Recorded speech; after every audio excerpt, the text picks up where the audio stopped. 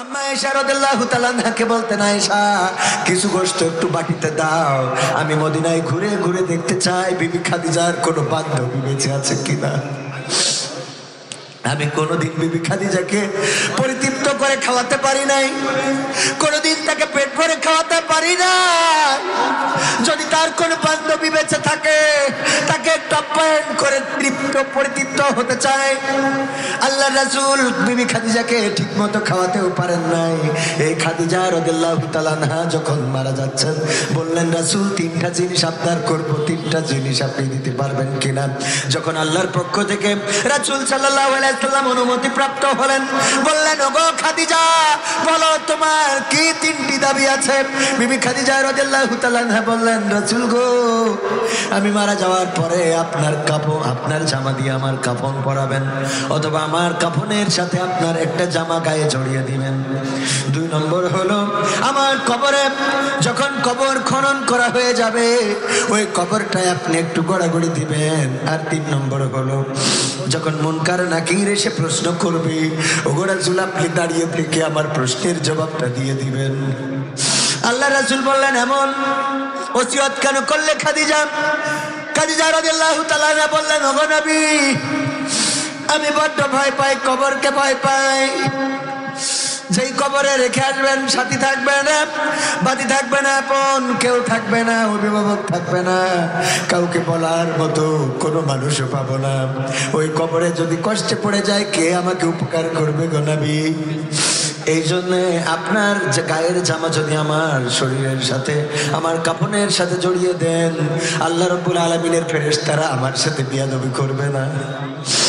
যদি কবরটাই আপনি একটু গড়াগড়ি দেন, আপনি বলেছেন কবর কারো জন্য এত সংকুচিত হয়ে যাবে যে দুই পাশ থেকে চাপ দিবে, এক পাজরের হাড় অপর পাজরে, অপর পাজরের হাড় আর এক পাজরে ঢুকে যাবে।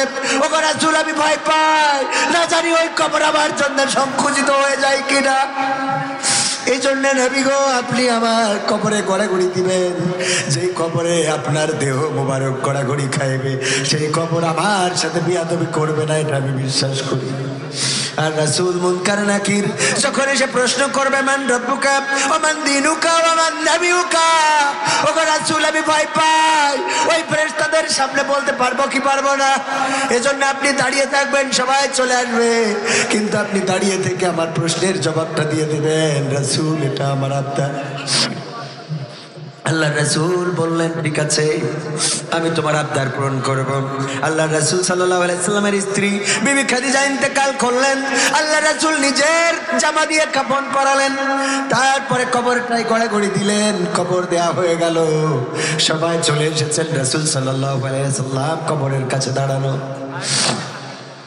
সাহাবীরা কারো ডাকার সাহস নাই, রাসূলকে কেমন করে ডাকবেন? রাসূল আসেন না, কেউ ডাকতে সাহস পায় না। রাসূল দাঁড়ানো দাঁড়ানো দাঁড়ানো, ফেরেশতা আসে না, মুনকার নাকির আসে না, জিজ্ঞাসা করার জন্য ফেরেশতা আসলো না। হঠাৎ করে জিবরিল আলাইহিস সালাম এসে বললেন, ও আল্লাহর নবী আপনি চলে যান, বাড়িতে যান, যে ফাতেমা, কুলসুম, রুকাইয়া, তারা জয়নব, তারা কান্নাকাটি করে, আপনি যে তাদেরকে সান্ত্বনা দেন। ফাতেমা বড় কান্না করতে করতে মুমূর্ষ হয়ে পড়েছে।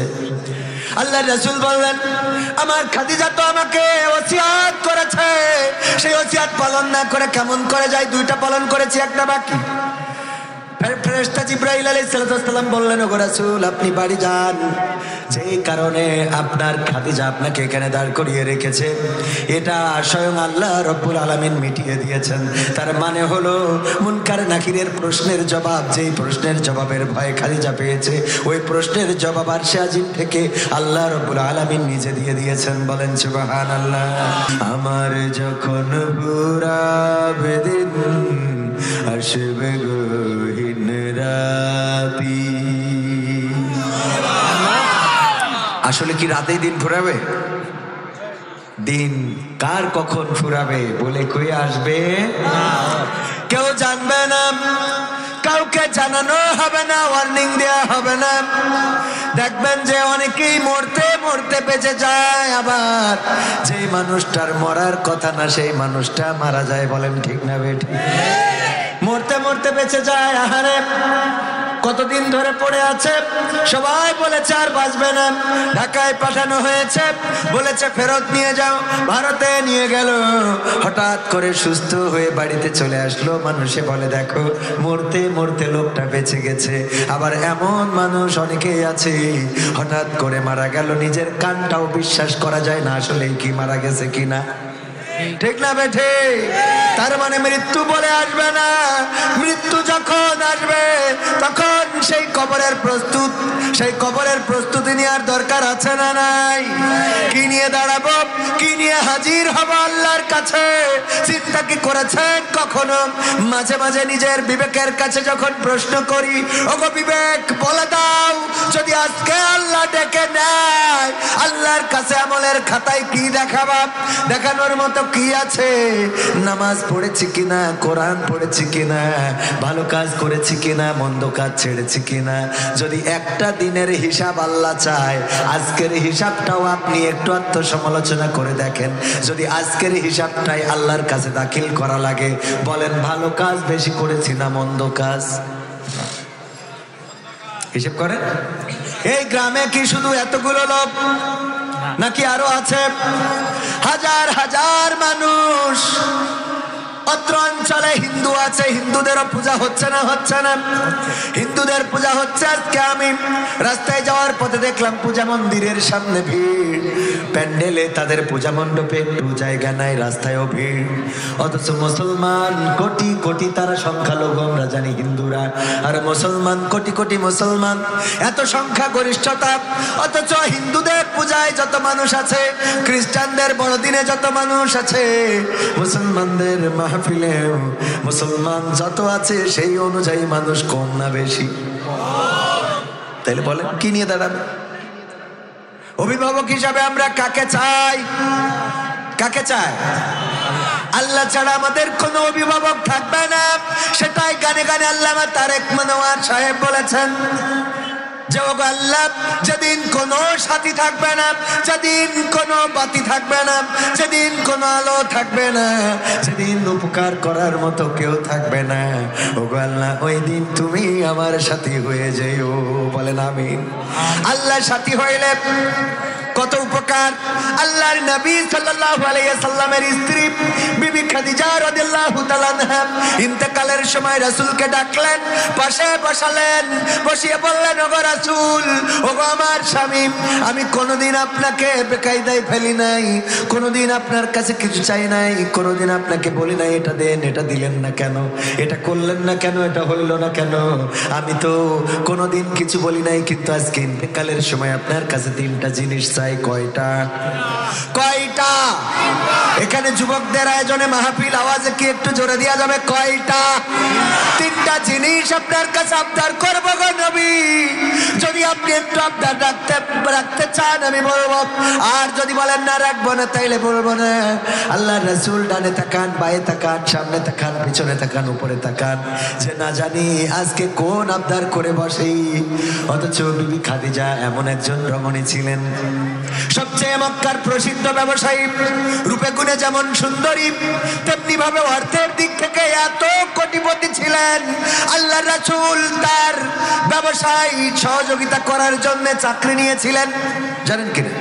রাসূল চাকরি নিলেন বিবি খাদিজার ব্যবসা দেখাশোনার জন্য, এবং যখন ব্যবসা করে এনে লাভ দেখিয়ে দিলেন, তখন বুঝতে পারলো ইতিপূর্বে যাদের দিয়ে ব্যবসা চালিয়েছি কেউ আমাকে প্রকৃত লাভের হিসাবটা দেয় নাই, কারণ এত পরিমাণ লাভ হয়েছে। সেই ব্যক্তিটা বিয়ে করেছিলেন নবী মুহাম্মদ সাল্লাল্লাহু আলাইহি ওয়াসাল্লামকে। আল্লাহ রাসূল চিন্তা করলেন, না জানি আজকে কি বলে, আমি তো বিবি খাদিজার সম্পদ, কেমন আমার মা বোনেরা এটা শোনার দরকার আছে। আল্লাহর নবী যখন আল্লাহর নবীর সাথে বিয়ে করলেন বিবি খাদিজা, তখন বলল আপনার মতো একজন রমণী মুহাম্মদকে বিয়ে করা মানায় না, সে তো ইয়াতিম, সে তো মাহারাম, সে তো বাবা হারাম, তার অভিভাবক নাই, তার সম্পদ নাই, টাকা নাই, জায়গা নাই, জমি নাই, বাড়ি নাই, আপনার আন্ডারে চাকরি করে, তাকে আপনি কেমন করে স্বামী বানালেন? এই গরিব মানুষকে কেন স্বামী বানালেন? বিবি খাদিজা মক্কার সকল প্রভাবশালীদেরকে ডাক দিলেন, দাওয়াত দিলেন, সবাই যখন দাওয়াত খাইতে আসলো, তারপরে উনি একটা দলিল করে দিলেন যে আজকে থেকে বিবি খাদিজার যত সম্পত্তি আছে সব আমি আমার স্বামী মুহাম্মাদের নামে করে দিলাম। এখন বলো বড় লোক কিডা আর ফকির কিডা? আল্লাহু আকবার। সমস্ত সম্পদের মালিক আমি মুহাম্মাদকে করে দিলাম। আমার সাথে তার সম্পর্ক স্বামী আর স্ত্রী, এর বাইরে আর কোনো সম্পর্ক নাই। আমার কোনো টাকা নাই, অর্থ নাই, সম্পদ নাই, সব মুহাম্মাদের কদমের কাছে দিয়ে দিলাম। এখন থেকে আমি কোটিপতি না, কোটিপতি আমার স্বামী। আল্লাহু আকবার। আর এখনকার স্ত্রীরা স্বামীকে ছোট করতে পারলে ভাল লাগে, ঠিক না বেটি? শ্বশুর বাড়ি যদি বলে তোর স্বামী কেমন, এমন কেন, তোর স্বামী কথা শোনে না কেন, কয় আর বললো না, মানুষ না তো, অমানুষের সাথে বিয়ে দিয়েছে, এইটার সাথে চলে পড়ে মরছি আমি এমনি কি বল্টুর সাথে ফোনে কথা বলি? তোমরা এখন কি ঘটনাটা টের পাইছো? হ্যাঁ, এই বলে না মানে যত ছোট করা যায়। আর বাবার বাড়ি গেলে তো ওর র্যাঙ্ক আরো উপরে উঠে যায়। বাড়িতে যদি থাকে 3 ডিগ্রি, ওখানে যে হয় 6 ডিগ্রি 9 ডিগ্রি, ঠিক না বেঠে? ওরে বাবা, হ্যাঁ এখানে বসো, তুমি এত কথা কথা চুপ থাক। হ্যাঁ, লাট সাহেব আমার পাকামো করা জায়গা খুঁজে পাও না, তুমি স্বামীর সাথে চোখ গরম দিয়ে কথা কম। ও বাবা, আমিও জ্বালায় আছি, কই লাভ নেই। ও আমার ভাইয়েরা, ও সব কথা থাক। এই আবার ইউটিউবাররা আবার আমার এই ঝামেলা করবে। আমি তো মুখ ফসকে 2-1 কথা বলে ফেলি, সাধারণ মানুষ তো, আমি তো অসাধারণ না। হ্যাঁ, আর এখানে যুবকরা আয়োজন করেছে, সুতরাং যুবকদের আয়োজনে এসেছি, একটু তো কথা উল্টো পাল্টা হইতেই পারে। আর উপস্থাপক বারবারই বলছিলেন যে আকর্ষণ, বিশেষ আকর্ষণ, তো আকর্ষণ হিসেবে তো কিছু আকর্ষণ রাখার দরকার আছে। হ্যাঁ, থাকার দরকার আছে না নাই? আকর্ষণ হবে ইনশাআল্লাহ, শেষ পর্যন্ত থাকা যাবে তো। কলারোয়ার মাটি ইসলামের ঘাঁটি, কোরআনের ঘাঁটি, আর সবচেয়ে পরিপাটি এই জায়গা। কলারোয়ায় আসলাম কয়েকদিন আগে, আপনার পাশেই মাহফিলে মাইক বন্ধ, কয় মাইকে কথা বলা যাবে না, স্পিকার দিয়ে তাও ভালো আওয়াজ হয় না। ওই দিন অন্য মাইক ছিল মনে হয় না, অন্য মাইক ছিল। আরে বড় কষ্ট হয়ে গেল, খুব কষ্ট করে কথা বললাম। যাদের জন্য মাইক বন্ধ করা হয়েছে, যে আজকে পরীক্ষার জন্য মাইক বন্ধ, আর আমি স্টেজে বসে আছি, ছাত্ররা এসে বলছে হুজুর দোয়া করবেন। কলাম কেন, বিয়ে করবি নাকি? কয় না। তা কি? কয় কালকে পরীক্ষা। কলাম তোকে জন্য মাইক বন্ধ করতে তোরা স্টেজে এসে কষি দোয়া করেন, সহ্য না করি পারা যায়? যাদের জন্য মাইক বন্ধ করেছি ওরা সব স্টেজে, তাহলে বন্ধ করি লাভ কি? হ্যাঁ, লাভ আছে কোনো? ও আমার ভাইরা, আমি শুরু করব, কিন্তু আমি যেই কথাটা বলছিলাম, মা বোনদের জন্য এই কথাটা শোনার দরকার আছে, জানার দরকার আছে। আল্লাহর নবীকে সমস্ত সম্পত্তির মালিক করে দিলেন, দলিল লিখে দিলেন, নাও আমি মুহাম্মদকে সমস্ত সম্পদের মালিক করে দিলাম। আর আল্লাহর নবী মুহাম্মদ সাল্লাল্লাহু আলাইহি সাল্লাম ওই সম্পদ পাওয়ার পরে ব্যবসা করে কোটিপতি হয়েছিলেন নাকি? না, হয় নাই। বরং মক্কায় যখন দুর্ভিক্ষ লেগেছে, মক্কায় যখন মহামারী লেগেছে, মক্কায় যখন ক্ষতি হয়েছে, দুর্যোগ এসেছে, কষ্ট হয়েছে, পীড়িত হয়েছে, মানুষ কষ্টে থেকেছে, তখন খাদিজার সম্পদগুলো 2 হাতে বিলিয়েছে। বিলাতে এমন করে ফেলেছে, দিনের পর দিন চলে গেছে, বিবি খাদিজার চুলায় আগুন জ্বলে নাই, 3 দিন 5 দিন পার হয়ে গেছে, রান্না করতে পারে নাই। তারপরেও বিবি খাদিজা কোনোদিন বলে নাই রাদিয়াল্লাহু তাআলা আনহা, কোনোদিন বলে নাই ওগো স্বামী এত সম্পদের মালিক আমি ছিলাম, আর সমস্ত সম্পদ আপনার কদমের কাছে দিলাম, এখন না খেয়ে থাকা লাগে। আপনার আল্লাহর রাসূলের একটি ঘটনা জানলেই বুঝতে পারবেন রাসূল কত কষ্টে রেখেছিলেন বিবি খাদিজাকে। আত্মার শান্তি ছিল, কিন্তু খাবারের কষ্টটা কেমন ছিল। আল্লাহ রাসূল যখন মদিনায় সুদিন ফিরে আসলো, রাষ্ট্র ক্ষমতায় বিশ্বনবী সাল্লাল্লাহু আলাইহি সাল্লাম যখন বাড়িতে গোশত রান্না হতো, তখন গোশত একটু আম্মা আয়েশা রাদিয়াল্লাহু তাআলা আনহাকে বলতেন, আয়েশা কিছু গোশত একটু বাটিতে দাও, আমি মদিনায় ঘুরে ঘুরে দেখতে চাই বিবি খাদিজার কোনো বান্ধবী বেঁচে আছে কিনা। আমি কোনোদিন বিবি খাদিজাকে পরিতৃপ্ত করে খাওয়াতে পারি নাই, কোনোদিন তাকে পেট ভরে খাওয়াতে পারি না। যদি তার কোন বান্ধবী বেঁচে থাকে, তাকে আপ্যায়ন করে পরিতৃপ্ত হতে চায়, আল্লাহ রাসূল বিবি খাদিজাকে ঠিক মতো খাওয়াতেও পারেন নাই। এই খাদিজা রাদিয়াল্লাহু তাআলা আনহা যখন মারা যাচ্ছেন, বললেন রাসূল তিনটা জিনিস আবদার করব, তিনটা জিনিস আপনি দিতে পারবেন কিনা? যখন আল্লাহর পক্ষ থেকে রাসূল সাল্লাল্লাহু আলাইহি ওয়াসাল্লাম অনুমতি প্রাপ্ত হলেন, বললেন ওগো খাদিজা, বলো তোমার কি তিনটি দাবি আছে? বিবি খাদিজা রাদিয়াল্লাহু তাআলা আনহা বললেন, রাসূল গো, আমি মারা যাওয়ার পরে আপনার কাপড়, আপনার জামা দিয়ে আমার কাফন পরাবেন, অথবা আমার কাফনের সাথে আপনার একটা জামা গায়ে জড়িয়ে দিবেন।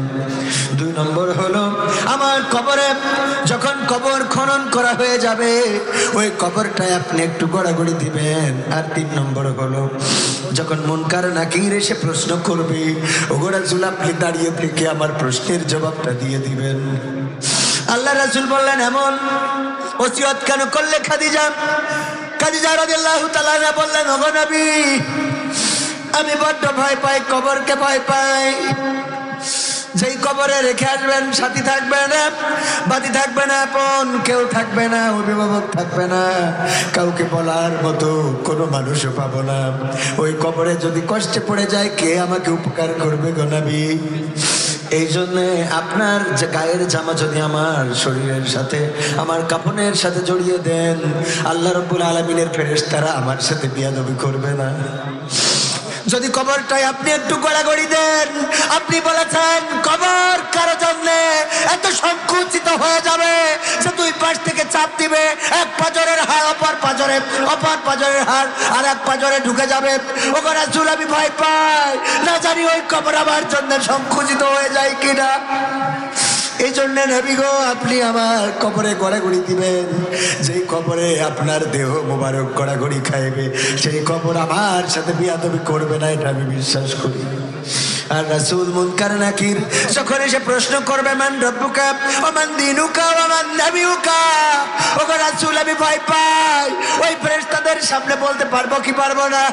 এজন্য আপনি দাঁড়িয়ে থাকবেন, সবাই চলে আসবে, কিন্তু আপনি দাঁড়িয়ে থেকে আমার প্রশ্নের জবাবটা দিয়ে দিবেন। রাসূল, এটা আমার আবদার।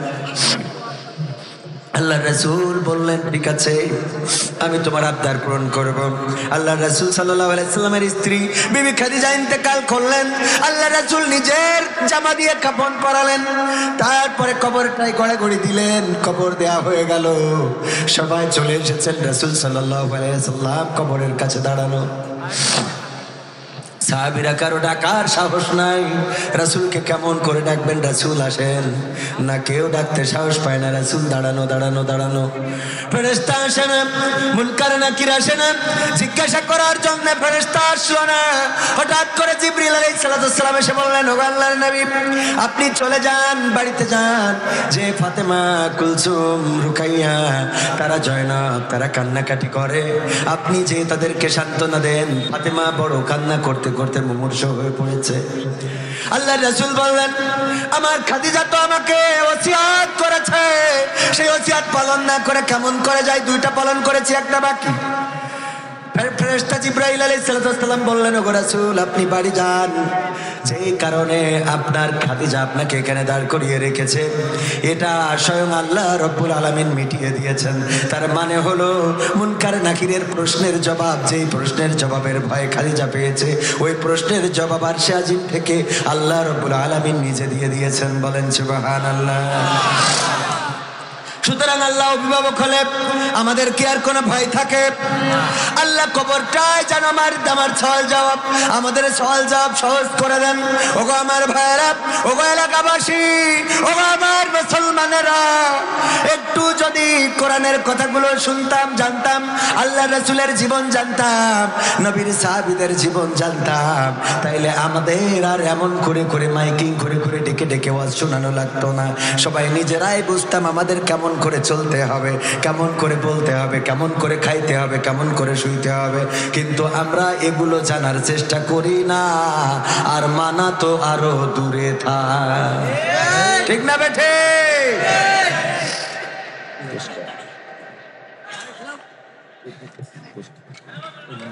মহিলা মামার মা বোনেরা একটু আগায় বসেন। সব জায়গায় মহিলা প্যান্ডেলে জায়গা থাকে না, জায়গা সংকুলন হয় না, আর পুরুষ প্যান্ডেলে এখনো কিছু খালি আছে না নাই? আমি এই জন্য বলি মহিলাদেরকে দেবেন সামনে আর পুরুষদের দেবেন প্রজেক্টরে, তাহলে ভালো হয় নাকি? গানগুলো শোনাতে বলেছে, শোনাবো ইনশাআল্লাহ। মুরারিকাঠি সর্দারপাড়া জামে মসজিদ যুব কমিটির উদ্যোগে আয়োজিত 2 দিন ব্যাপী 3য় বার্ষিকী ঐতিহাসিক তাফসিরুল কোরআন মাহফিলের শ্রদ্ধাভাজন সভাপতি জনাব মোহাম্মদ ফরহাদ হোসেন স্বপন সাহেব আছেন? মাশাআল্লাহ, আলহামদুলিল্লাহ। এছাড়াও আল্লাহ ওনাকে হায়াতে তাইয়্যিবা দান করুন, বলেন আমিন। এছাড়া আরো আমন্ত্রিত অতিথিদের মধ্যে থাকার কথা জনাব মোহাম্মদ আমিনুল ইসলাম লালটু, শেখ ইমদাদুল ইসলাম, জাহাঙ্গীর হোসেন, আলহাজ শেখ নজরুল ইসলাম। আমার আগে আলোচনা করেছেন জনাব মাওলানা আমির আহমদ আলী আহমদ সাহেব, ধর্মীয় শিক্ষক, মুরারিকাঠি ইউনাইটেড হাই স্কুল। আলোচনা করবেন আমার পরে বিশিষ্ট ইসলামী চিন্তাবিদ, আলোচক, বাংলাদেশ টেলিভিশন ঢাকার শ্রদ্ধাভাজন আমার উস্তাদ তুল্য জনাব কারি মাওলানা মুশতাক আহমেদ সাহেব, রাজশাহী। উনি সহ আরো গণ্যমান্য ব্যক্তিবর্গ উপস্থিত থাকতে পারেন। স্টেজে অনেকেই উপস্থিত আছেন যাদের জুতা বহন করার যোগ্যতা আমি রাখি না। আমার সামনে বসে আছেন এমন অনেকেই যাদের জুতা জোড়াটা আমি সোজা করে দিতে পারলে নিজেকে ধন্য মনে করতাম। কারণ অনেক হাফেজে কোরআন, অনেক মাওলানা, মুফতি, মুফাসসির, মুহাদ্দিস বসে থাকেন, আর বেয়াদবের মতো কথা বলি অযোগ্য মানুষ হয়ে। আল্লাহ যেন আমাকে ক্ষমা করেন। আমি এত বড় কেউ হই নাই যে আপনাদের নিচে বসে উপরে বসে কথা বলবো, কিন্তু সমাজটা আমাদের এই জায়গায় নিয়ে চলে আসছে। সমাজটা এমন একটা জায়গায় নিয়ে আসছে যে বড় বড় জানিওয়ালারা কথা বললেও শুনবে না যদি সে ভাইরাল না হয়, এরকম না? এই জন্য আল্লাহ এই সমাজ থেকে আমাদের মুক্তি দিন, বলেন আমিন। আর এই মুক্তি দিয়ে আমি যদি ময়দান থেকে মাইনাস হয়ে যাই তাও মোটেও কষ্ট পাবো না, বরং আনন্দিতই হব যে যারা সম্মান পাওয়ার যোগ্য তাদেরকে সম্মান দেওয়া হচ্ছে, এবং সম্মান দেওয়ার দরকার আছে না নাই? আমি প্রায় জায়গায় বলেছি, মাগরিবের পরে অথবা আসরের পরে যে বক্তাগুলো আলোচনা করে তাদেরকে ইজ্জত দিবেন, সম্মান দিবেন, হাদিয়াটা বেশি করে দিবেন। কারণ এরা শ্রোতা দেখে আলোচনা করে না, এরা আলোচনা করে আল্লাহকে দেখে, এরা আলোচনা করে রাসূলকে ভালোবেসে, এরা আলোচনা করে আল্লাহর সন্তুষ্টির জন্য।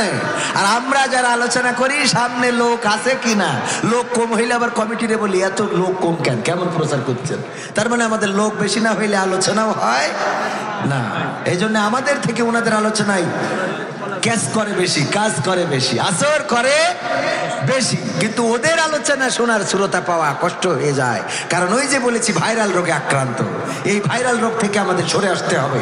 আর ভাইরাল রোগ থেকে সরে আসার জন্য আগেই বললাম, যদি আমি মাইনাস হয়ে যাই তাতে আমি মোটেও দুঃখ পাবো না, কারণ যারা সম্মান পাওয়ার যোগ্য তাদের ইজ্জত আমি ব্যক্তিগতভাবেই দিতে চাই।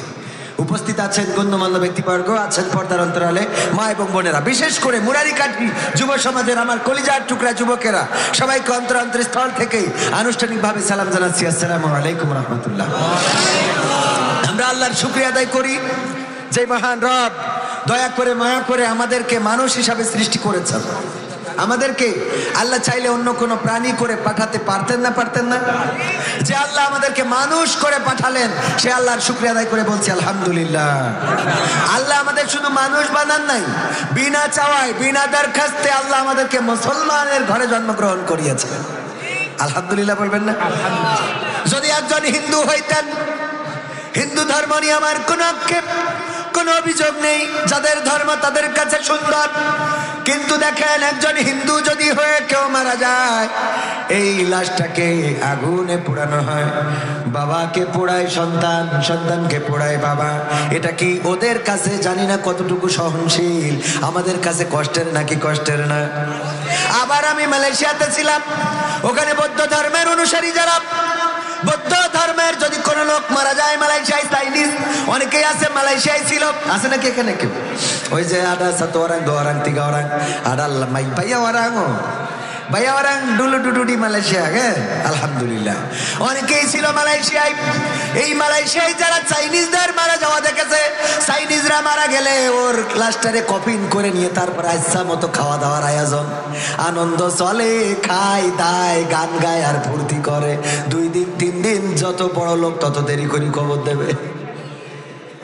বোঝেন মরে গেছে, ওরে কফিনে রেখে সবাই এসে দেখে আর ইচ্ছা মতো মন খুলে খাওয়ার কোনো শেষ নেই, 2 দিন 3 দিন খাওয়ার। রে ভাই সত্যি বলছি তো, যারা মালয়েশিয়ায় ছিলেন সত্যি বলছি তো, এ কথা মিথ্যা না। দেখেন এই জাতীয় কোন ধর্মের অনুসারী যদি করতো, আপনি মারা যাওয়ার পরে কফিন করে সুন্দর করে লাশটা যেন গন্ধ না হয়, যেন পচে না যায়, সেইভাবে মোটামুটি কায়দা কানুন করে নিয়ে তারপরে অনুষ্ঠান চলে, খাওয়া দাওয়া ফুর্তি ফুর্তি নাচ গান কত কি। ওগো বাবা, এই জন্য আল্লাহ রাব্বুল আলামিন আমাদের এমন একটা ধর্মের অনুসারী করেছে, মারা যাওয়ার পরে সুন্দর করে গোসল করানো হয়, তারপরে নতুন জামা কাপড় পরানো হয়, তারপরে আস্তে করে খাটিয়ায় তোলা হয়, সুন্দর করে একটা নামাজ, দোয়ার নামাজ, জানাজার নামাজ পড়া হয়, তারপরে সুন্দর করে কবরে রাখা হয়, চেহারাটা ঘুরিয়ে কিবলামুখী করে দিয়ে আস্তে করে কবর দিয়ে চলে আসি। কিয়ামত পর্যন্ত আমাদের জন্য দোয়া হয় না, হয় না। এই মাহফিল হচ্ছে এই এলাকায় যত কবরবাসী আছে, দোয়া হবে না, হবে না। তার মানে কিয়ামত পর্যন্ত দোয়া পাই, চাইলেও পাই না চাইলেও পাও। কারণ আমরা বলি আল্লাহ এই এলাকায় যত কবরবাসী আছে আল্লাহ ক্ষমা করে দাও, বলি না, বলি না। তার মানে হলো পৃথিবী সৃষ্টির দিন থেকে শুরু করে আজ পর্যন্ত যারা মারা গেল সবাই এর মধ্যে পড়েছে না পড়ে নাই? এই জন্য আল্লাহর শুকরিয়া আদায় করে বলছি আলহামদুলিল্লাহ। আবার আল্লাহ রাব্বুল আলামিন না চাইতে আমাদেরকে এমন একটা কিতাবের মালিক করলেন, যেই কিতাব পৃথিবীর পরে আর দ্বিতীয় আছে না এবং হবেও না, হবে না। শুধু তাই নয়, আমি মাঝে মাঝে বলি আমরা কত বই লিখলাম, আমরা তো প্রায়ই বলে থাকি আমাদের বইয়ে লিখে দিই, যদি ভুল পান বলে দেবেন। এটা বাদ দিলাম, এ কথা তো শুনে শুনে মুখস্থ হয়ে গেছে। এখানে আমার কওমির ভাইয়েরা আছেন, চরমনার ভাইয়েরা আছেন, জামাতের ভাইয়েরা আছেন, আওয়ামী লীগের ভাইয়েরা আছেন, অনেক দলের লোক আছেন। জামাত ইসলামের অধিকাংশ বই লিখেছেন কে? মওদুদি। ইসলামী সাহিত্য লিখেছেন কে?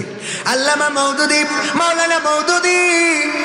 আমার চরমনার ভাইয়েরা কিংবা জামাতের বিপক্ষ যারা, তারা মওদুদির বই পড়াটাকে গোমরা মনে করে, বই পড়লে গুনাহ হবে এরা মনে করে না, করে না? কথা কয় না, শুধু মনে করে না, এবার তো প্রশ্নপত্রেই ডাইরেক্ট লিখে দিয়েছে যে মওদুদি মতবাদ এটা বাতিল না সঠিক, এরকম কি একটা প্রশ্নও করেছে। এটা করা উচিত হয় না, যাই হোক, যা করে ফেলেছে ফেলেছে। এখন আমি এটা উদাহরণ দেওয়ার জন্য বলছি, শোনেন। যে ধরেন মওদুদির বই আমার চরমনার ভাইয়েরা মনে করেন এটা পড়া যাবে না, শুধু তাই না, বেনাপোলে আমার এক বন্ধু আছে, বললো ভাই আগে বুঝি নাই, এক সময় এই মওদুদির বই ইসলামের হাকিকত, নামাজের হাকিকত, রোজার হাকিকত এক জায়গায় করে আগুন ধরে পুড়াই দিয়েছি আমাদের উস্তাদের নির্দেশে। আমার বন্ধু, সে এখন আমার বন্ধু, যাই হোক, ওটা উনি আমার বক্তব্য না। এবার আমি বলি জামাতরা আমার অথবা আহলে হাদিসরা চরমনায় পীর সাহেবের লেখা ভেদে মারফত এই বইটাকে পড়া মনে করে যে এটা পড়লে জাহেল হয়ে যাবে, মনে করে না, করে না? আমি কিন্তু একেবারে দুইটাই বলছি, যেটা সত্য তাই বলছি। মনে করে ভেদে মারফত পড়া যাবে, পড়া যাবে না, পড়লে গোমরাহ হয়ে যাবে। আবার আহলে হাদিসের ভাইরা মনে করে ফাজাইলে আমল পড়া যাবে, ফাজাইল আমলে মিথ্যা দিয়ে ভরা, জালা হাদিস দিয়ে ভরা। আমার আহলে হাদিসের ভাইরা ফাজাইল আমল সহ্যই করতে পারে না, আমরা তো তাও একটু সহ্য করি, কিন্তু আহলে হাদিসের ভাইরা সহ্য করে না। আবার আহলে হাদিসের ভাইদেরকে বলবো, ভাইরা আমার, আজকে এমন একটা বক্তব্য আমাদের চোখের সামনে পড়েছে, আমরা দেখলাম যেটা সত্যি, এটা প্রত্যাশিত না, এটা অন্তত আমার মনে হয় কোনো আলেমের মুখ দিয়ে এমন কথা বলা উচিত। আপনাদের চোখের সামনে পড়েছে কিনা জানি না। জনাব শায়েখ আকরামুজ্জামান সাহেবকে বলতে চাই, আপনি বলেছেন শবে বরাতের রাতে মসজিদে ইবাদত করার চেয়ে পতিতালয়ে বেশ্যাখানায় রাত কাটানো অনেক ভালো কাজ। নাউজুবিল্লাহ। জাহেল, মূর্খ, বেলেহাজ, বেয়াদব বলতে কার্পণ্য করব না। একটা ইবাদতকে তুমি বেশ্যাখানার সাথে লাগিয়েছো, তোমার মতো আলেম ওলামা বাংলার মুসলমান দেখতে চাই না। তোমার নামে বিচার হওয়া, মামলা হওয়া দরকার। তুমি ইবাদত করাটাকে পতিতালয়ের সাথে লাগিয়ে দিয়েছো। তুমি বেদাত বললে আমি এত প্রতিবাদ করব না, তোমার গবেষণা থেকে বেদাত হইতেই পারে, ঠিক না? ঠিক, গবেষণা থেকে বেদাত হইতেই পারে, বাট এ ব্যাপারে অনেকগুলো সহি হাদিস আছে আমার কাছেও। আমি আপনারা দেখতে চাইলেও দেখাতে পারবো, আমি স্ক্রিনশট করে আনছি, আমার ফোনে আছে। তো আমি সে ব্যাপারেও যাবো না, কারণ আমি অত বড় আলেম না। কিন্তু বেদাত আপনি বলেন, এই রাতে যারা ইবাদত করবে বলতেছে যে তারা এই রাতে মসজিদে যে ইবাদত করার চেয়ে বেশ্যাখানায় রাত কাটানো অনেক ভালো। নাউজুবিল্লাহ, কত বড় বেলেহাজ, কত বড় বাদব। আমার তো বিশ্বাস এটার লুঙ্গি খুলে চেক করা দরকার, মুসলমান নাকি আকাটা। ঠিক না ঠিক? আল্লাহর ইবাদত করার জন্য একজন মসজিদে যায়, যদি সে ভুল ইবাদত করে আপনি তাকে সংশোধন করে দেন, কিন্তু ইবাদত যে আল্লাহর জন্য করতেছে সেটাকে আপনি বেশ্যাখানায় নিয়ে গেলেন কিভাবে? এটা কি মানা যায়? আমি আমার আহলে হাদিস ভাইদের বলবো, আমি কিন্তু আপনাদের বিরোধী না, যদিও আমার আহলে হাদিস ভাইরা কয়েকদিন আগে থানায় যেয়ে আখড়া কাটির মাহফিল আমার নামে অভিযোগ করে জিডি করে মাহফিল বন্ধ করেছে। তারপর আমি আহলে হাদিস ভাইদের পক্ষের লোক, কারণ আমরা সঠিক হাদিস মানতে চাই। ঠিক না বে ঠিক? আমি বলেছি আপনারা যে আমার নামে অভিযোগ করে জিডি করে মাহফিল বন্ধ করলেন, কয়টা যাত্রাপালা বন্ধ করেছেন, কয়টা কনসার্ট বন্ধ করেছেন, কয়টা অশ্লীলতা বন্ধ করেছেন? 14ই ফেব্রুয়ারি কোথায় থাকেন? 14ই ফেব্রুয়ারি তো আপনাদের পাওয়া যায় না, যখন আমার যুবকেরা ভুল পথে চলে যায়। মন্টু মিয়ার বাগান বাড়ি তো আপনার দেখা যায় না, গদখালির ফুল বাগানে তো পাওয়া যায় না, ফতোয়া খালি মাহফিলে আর মসজিদে। আমিন জোরে বলবে না আসতে বলবে, এটা নিয়ে ফতোয়া। কিরাম বোর্ডের ওখানে যে কিরাম বোর্ড খেলছে ওর নিয়ে ফতোয়া নেই। সত্যি বলছি না মিথ্যা বলছি? যে মসজিদে ঢুকেছে ও ঠ্যাং ফাঁকা করবে না আটো করবে, এই নিয়ে ফতোয়া। কিন্তু যে মোট নামাজ পড়ে না ওর নিয়ে ফতোয়া নেই। যে নামাজ পড়ে কুলুপ করে লুঙ্গি ধরে হেঁটে বেড়াচ্ছে ওর নিয়ে ফতোয়া। যে হেগে না শুইছে চলে এসে খেজুর গাছের রস খেয়েছে ওর নিয়ে ফতোয়া নেই। ঠিক না বে ঠিক? খেয়াল করেছেন আপনারা? ফতোয়া যত ভালো কাজের মধ্যেই ওদের ফতোয়া আছে। ফিলিস্তিনের বিপক্ষে ফতোয়া দেওয়া শুরু করে দিল, ইসরায়েলের পক্ষে ফতোয়া। ঠিক না বে ঠিক? দিয়েছে না দেয় নাই? এমনকি এত বড় জাহেল ওদের আলেমগুলো, আবু তাহা আদনান যখন বলল যে আকীদা দিয়ে ফিলিস্তিনের এই গণহত্যাকে সমর্থন করে, আমরা সেই আকীদাতে থুতু নিক্ষেপ করি, এই কথার কারণে আবার বলল আবু তাহা আদনানের ডেকে নিয়ে ওর মুখে মুতে দাও। নাউজুবিল্লাহ বলবেন না? এটা কি মানা যায় বলেন তো? আমার এই জন্য মাঝে মাঝে মনে হয় যে বলতে হবে খেলা হবে, আইসো খেলা হবে। তুমি যে জাল হাদিসের দলিল দাও, এই জাল হাদিস কি রাসূল এসে বলে গেছে? তোমার কোনো না কোনো মাযহাব তো বলেছে। তুমি মনে করো যে মাযহাব মানা যাবে না, তা তুমি তো মাদানী মাযহাবের বাইরে যাও। তুমি বলো ইমাম মানা যাবে না, তা তোমার ইমাম সাহেবের বাইরে তো তুমি যাও না, তোমার আলবানির বাইরে তো তুমি যাও না। আমরা না হয় হানিফার মানি, ভুল করে গেছে, তা আলবানি সব ঠিক করে গেছে, এটা কি আল্লাহ ওহী নাজিল করে জানাই দেন নাকি? জাল হাদিস কি রাসূল এসে বলেছে যে এটা জাল, এটা সঠিক, তোমরা এটা করো এটা করো না বলেছে? জাল হাদিস তো বানাইছে কোনো না কোনো মানুষ নাকি? তোমার গবেষণায় তুমি জাল পাইছাও বলে জাল বলে দিছাও, আমার গবেষণায় ওটা ঠিক হইলে তোমার অসুবিধাটা কই যাবে? এবার একজন বোন এখানে প্রশ্ন দিয়েছে, দেখেন কই সে প্রশ্নটা।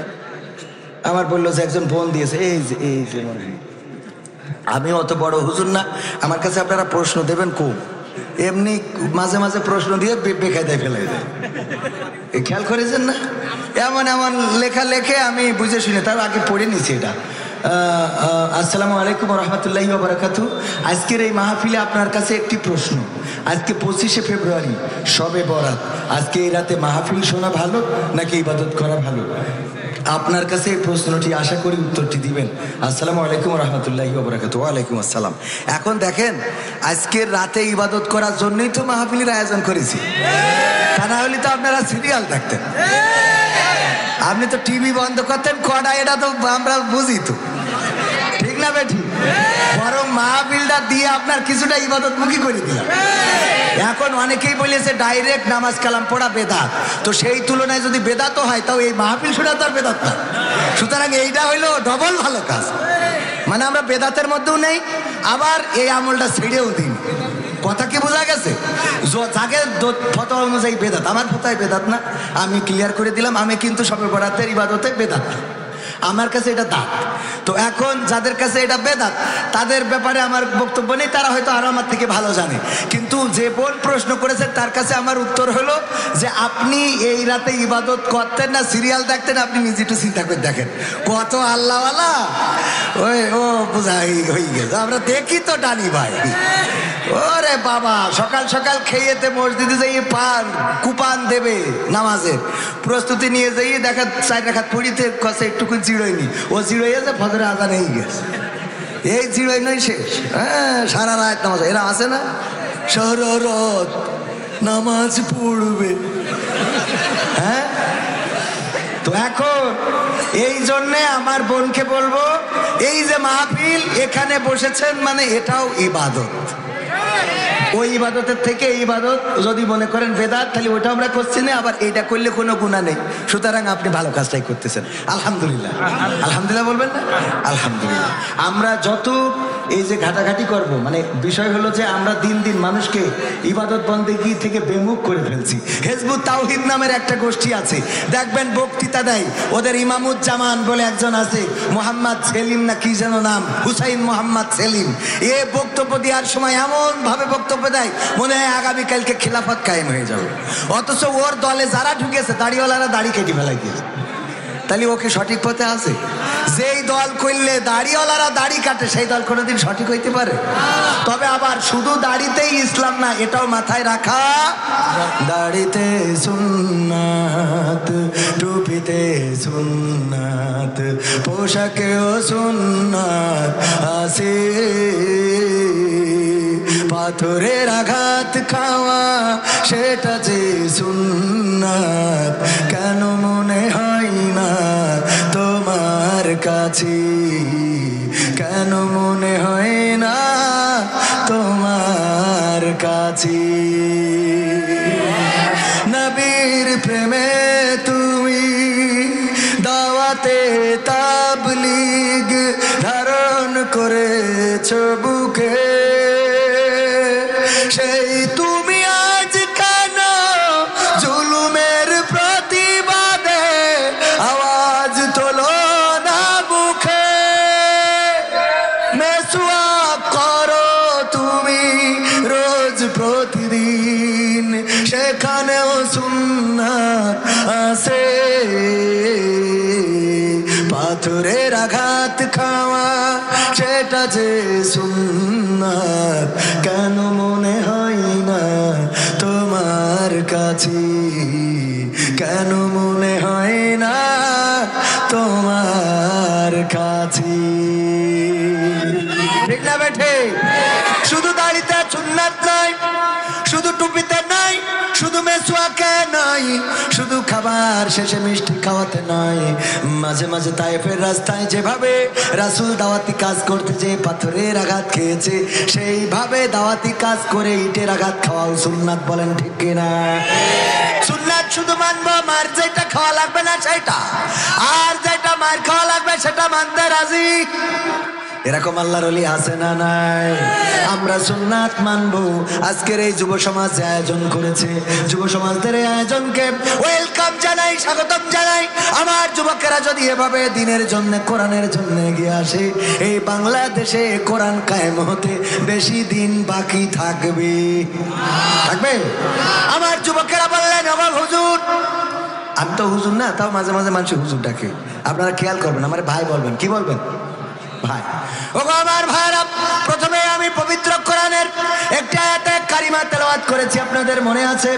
ওয়া মান আহসানু কওলাম মিম্মান দাআ ইলাল্লাহ ওয়া আমিলা সলিহান ওয়া ক্বালা ইন্নানি মিনাল মুসলিমিন। আমি আয়াতটা পড়েছি আমার যুবকদের জন্য। কেন পড়লাম? আল্লাহ রাব্বুল আলামিন বললেন, তার চেয়ে ভালো কথা আর কারো হতে পারে না, যে নিজে ভালো কাজ করে, অপরকে ভালো কাজের জন্য আহ্বান করে, আর মুখে ঘোষণা করে দেয় আমি একজন মুসলমান। সুবহানাল্লাহ বলবেন? এর চেয়ে উত্তম কথা, ভালো কথা, সুন্দর কথা, শ্রেষ্ঠ কথা আর একটাও নেই, যে নিজে ভালো কাজ করার পরে অপরকে ভালো কাজের জন্য আহ্বান করে আর মুখে বলে আমি একজন আত্মসমর্পণকারী। মুসলমান শব্দের অর্থ কি? আত্মসমর্পণকারী। কার কাছে আত্মসমর্পণ করা? আল্লাহর কাছে। কি আমরা পরিপূর্ণভাবে আত্মসমর্পণ করেছি? না, করি নাই। পরিপূর্ণভাবে আত্মসমর্পণ করেছিলেন ইব্রাহিম আলাইহিস সালাম। কি বলেছিলেন? ইন্নী ওয়াজ্জাহতু ওয়াজহিয়া লিল্লাযী ফাতারাস সামাওয়াতি ওয়াল আরদ হানিফান ওয়া মা আনা মিনাল মুশরিকিন। আমার ইব্রাহিম আলাইহিস সালাম বললেন, ওগো আল্লাহ, আমি সমস্ত দিক থেকে আমার মুখ ঘুরিয়ে সেই দিক করলাম, এই আসমান জমিন যিনি সৃষ্টি করেছেন তার দিকে আমার মুখ ঘুরিয়ে দিলাম। আর আমি ঘোষণা করে দিলাম, আল্লাহ আমি আর ওই মুশরিকদের অন্তর্ভুক্ত না। এই ঘোষণা করেছেন না করেন নাই? আমরা আল্লাহর কাছে কেমন আত্মসমর্পণকারী দেখেন। হঠাৎ করে এখানে যদি পুলিশ আসে আর বলে যদি এখনই স্টেজ থেকে নেমে না যান তাইলে ধরে নিয়ে যাব, স্টেজ থেকে নামবো না কথা কয় না? হ্যাঁ আমি নামবো শুধু না সভাপতি নামবে? সভাপতি যদি বলে সভাপতি সাহেব এত বড় স্পর্ধা মাহফিল করেছেন, এখনই মাইক বন্ধ করেন, তা না হলে কিন্তু আপনার খেলা হবে, আপনার খেলা হবে। বলেন এই সভাপতি যাই করে হোক তাই করে হোক, ইনিয়ে হোক বিনিয়ে হোক, যে কোনো ভাবে বন্ধ করতে চাইবে না। আর আমার ইব্রাহিম আলাইহিস সালামকে যখন ধরা হলো, ধরার পরে বলল মূর্তি ভেঙেছে কিডা? বলছে মূর্তি ভেঙেছে কিডা? ওই যে মূর্তির কান্দে কুড়িল রয়েছে, ওর কাছে জিজ্ঞেস করো। বলছে ও তো কথা বলতে পারে না। বলছে আমি তো এইটাই শুনতে চাচ্ছিলাম, যে কথা বলতে পারে না, যে কথা বলে না, নিজেকে রক্ষা করতে পারে না, অন্যদেরকেও বাঁচাইতে পারে না, তার সামনে কেন কলা পাকা রাখো, দুধ রাখো, ডিম রাখো, টাকা দাও, সিজদা করো? এই জন্যই তো আমি কুপান দিয়ে ধুয়ে দিছি। বলছে ঠিক আছে আমাদের বোঝা শেষ, তোমারও কিন্তু খেলা হবে। ধরেছে না ধরে নাই? ধরার পরে চড়ক গাছ, এখনকার সময় সহজে বুঝবেন কেরেন বলেন না, কেরেনে ধরিয়ে তুলে নামায়, আছে না নাই? একটা মাল তুলে 3 তলার পরে ও সহজে উঠাইয়ে দেয় না? এই কেরেন তখন বলা হতো চড়ক গাছ, সুন্দর করে বানানো হলো। আর কেরেনের মধ্যে যখন ইব্রাহিম আলাইহিস সালামকে তোলা হলো, বাঁধা হলো, বেঁধে রশি কেটে দেবে, দাম করে আগুনে পড়ে যাবে। ইব্রাহিম বলল ও আব্বা গো আমার বাঁচাও। বলেছে আব্বা তুমি ছাড়া আমার বাঁচানোর কেউ নাই, নমরুদকে বুঝাও। ও আবার আমি এইবার যদি বেরোতে পারি ঠিকই ওর ভোট দেবো, শিগগিরই বের করো, আমি এইবার ওর পক্ষে কথা বলবো, আর আমি টিরাকে যাব না। হ্যাঁ বলেছে না, আমি ওর পক্ষে। এই কথা বলে নাই, বরং আল্লাহ রাব্বুল আলামিন যখন ফেরেশতা পাঠালেন, ফেরেশতা তো আল্লাহ পাঠায় নাই, ফেরেশতারা বলল ওগো আল্লাহ যদি অনুমতি দাও ইব্রাহিম আলাইহিস সালামকে রক্ষা করতে যাব। আল্লাহ বলল যাও, তবে ইব্রাহিমের কাছে শুনে নেবা। ইব্রাহিম আলাইহিস সালামের কাছে আসলেন, এসে বললেন ওগো ইব্রাহিম আমরা এসেছি সহযোগিতা করার জন্য। বললে এসেছেন আল্লাহ পাঠিয়েছে তাই নাকি নিজেরা? বলল আল্লাহর কাছ থেকে অনুমতি প্রার্থনা করে এসেছি। ইব্রাহিম আলাইহিস সালাম বললেন তাইলে সহযোগিতা করেন, বলেছেন নাকি? না বলে নাই, বরং বললেন ফেরেশতারা ফিরে যান আল্লাহর কাছে, যে আল্লাহর কাছ থেকে আপনারা এসেছেন ওই আল্লাহ আমার অবস্থা সম্বন্ধে আরো ভালো জানে। কত বড় মানে কনফিডেন্স, আত্মবিশ্বাস, কত বড় আত্মবিশ্বাস! আগুনে পুড়ে যেতে শিকার, কিন্তু বাতিলের কাছে মাথা নত করতে শিকার না। এবার বোঝা গেছে আত্মসমর্পণ করা কি মানে, এইটাই বুঝাচ্ছিলাম। আত্মসমর্পণটা হলো এরকম যে আপনার যত মুসিবত আসুক, জ্বালা আসুক, নির্যাতন আসুক, সবকিছুর উপরে মাথা উঁচু করে দাঁড়াবেন আল্লাহর সামনে। কার সামনে? আল্লাহর সামনে, আল্লাহর জন্য। আল্লাহকে যারা অভিভাবক মানবে তাদের এই পৃথিবীতে কোনো ভয় নেই, দুশ্চিন্তা নেই, টেনশন নেই। ও মরি গেলেও শান্তি, বেশি থাকলেও শান্তি। ঠিক না বেটি? উদাহরণ দিতে যেয়ে বলি, আমার সভাপতি সাহেব ফরহাদ হোসেন, উনার গরু আছে। গরু চেনেন কিনা? গরু তো চিনার কথা। গরু কাউ আর মালয়েশিয়ায় বলে লম্বু। হ্যাঁ লম্বু। এই গরু মাঠে খাওয়াইতে দিয়েছে, মাঠে খাওয়াতে যখন ছেড়ে দিয়ে এসেছে সভাপতি, খাইতে খাইতে হঠাৎ করে পাশে ছিল একটা বাগান, রয়্যাল বেঙ্গল টাইগার একটা বের হয়েছে। হওয়ার পরে গরুরে দৌড়ানি দিয়েছে বা তাড়া করেছে গরুকে ধরার জন্য। দৌড়াইতে দৌড়াইতে গরু মাঠের নিচের অংশে যে পানি জমে থাকে কিছু, এইগুলোকে বা মাছ অনেক সময় মাছ হয়ে থাকে, এই কাদার মধ্যে দিয়েছে ঝাঁপ। বাঘও তার ধরার জন্য ঝাঁপ দিয়েছে, কিন্তু বাঘের গতি ছিল বেশি, এই কারণে গরু যেখানে ঝাঁপ দিয়ে আটকে গেছে, বাঘ ঝাঁপ দিয়েছে আরো 3 হাত সামনে যেয়ে পড়েছে কাদার মধ্যে। তো তো পড়ার পরে একটু টাইট কাদা, দেখেন না মাঝে মাঝে টাইট কাদার মধ্যে পা ঢুকলে আর উঠতে চায় না, সুরাবালির মতো। তো ওই বাঘ এবার সরিয়ে আসতেছে, ও যত আসতেছে তত জড়াই যাচ্ছে, আর গরু চুপচাপ বসে আছে। বাঘ ছটফট করতেছে, গরুর কোনো টেনশন নাই, গরু বসে আছে তো আছে, ও খালি জাবর কাটাচ্ছে।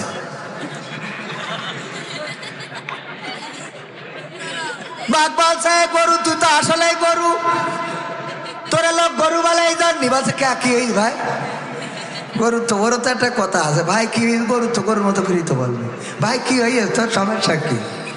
সমস্যা কি মানে এই কাদার মধ্যে ঝাঁপ দিলি, এই কাদার মধ্যে সবাইকে সামনে গিয়ে এসে বসে পেছনের লোকের ব্যবস্থা করতে হবে।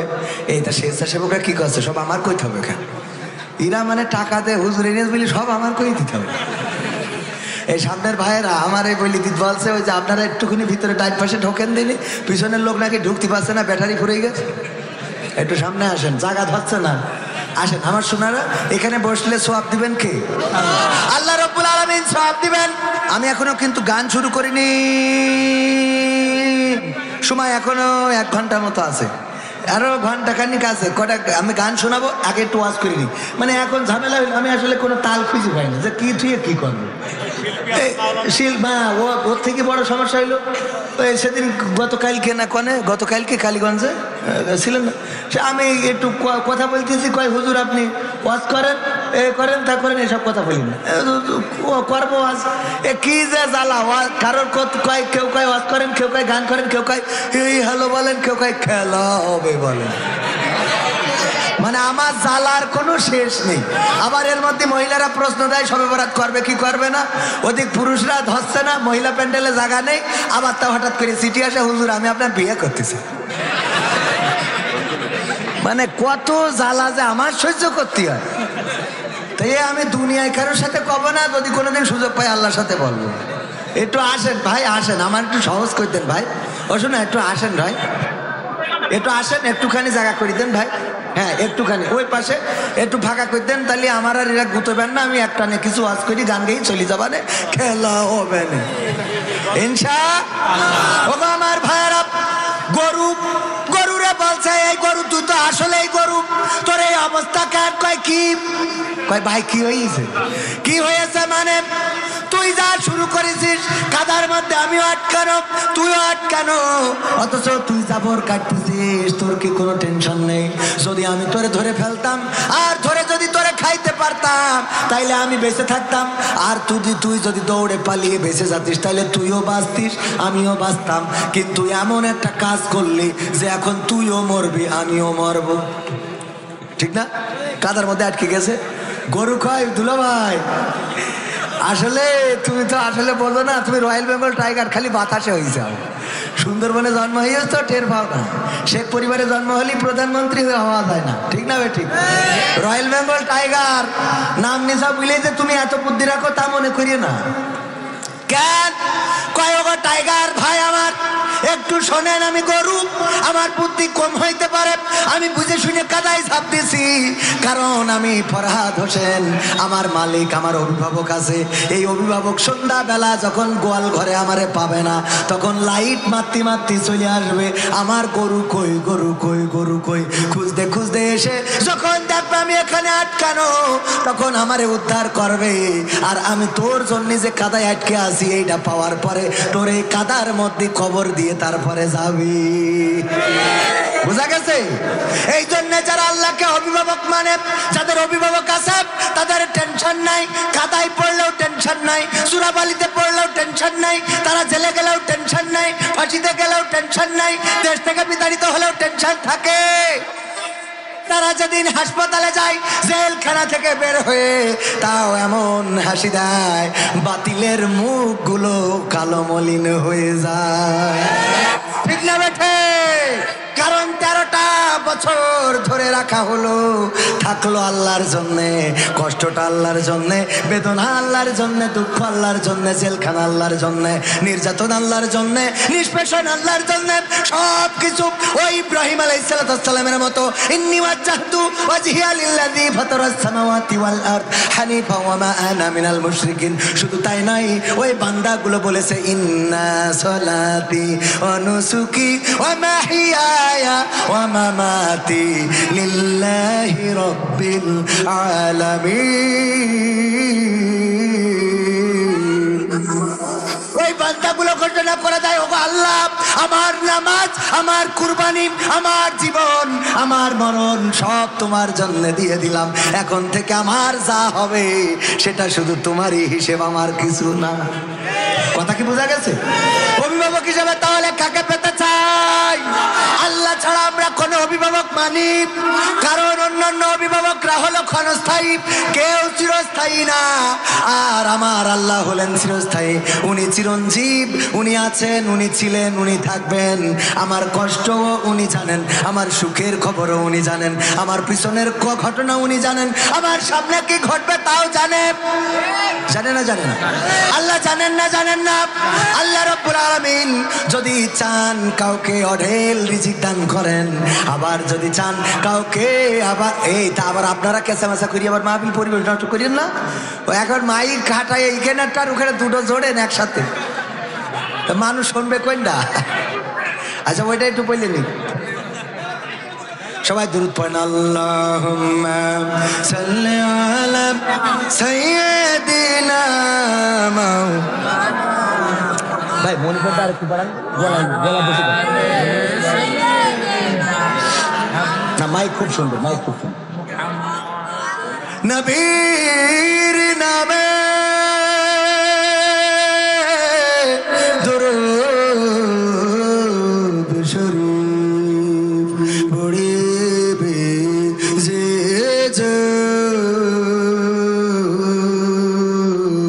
তার জন্য যে হারাম হবে জাহান্নামের আগুন। আল্লাহুম্মা সাল্লি আলা সাইয়্যিদিনা মাওলানা মুহাম্মদ।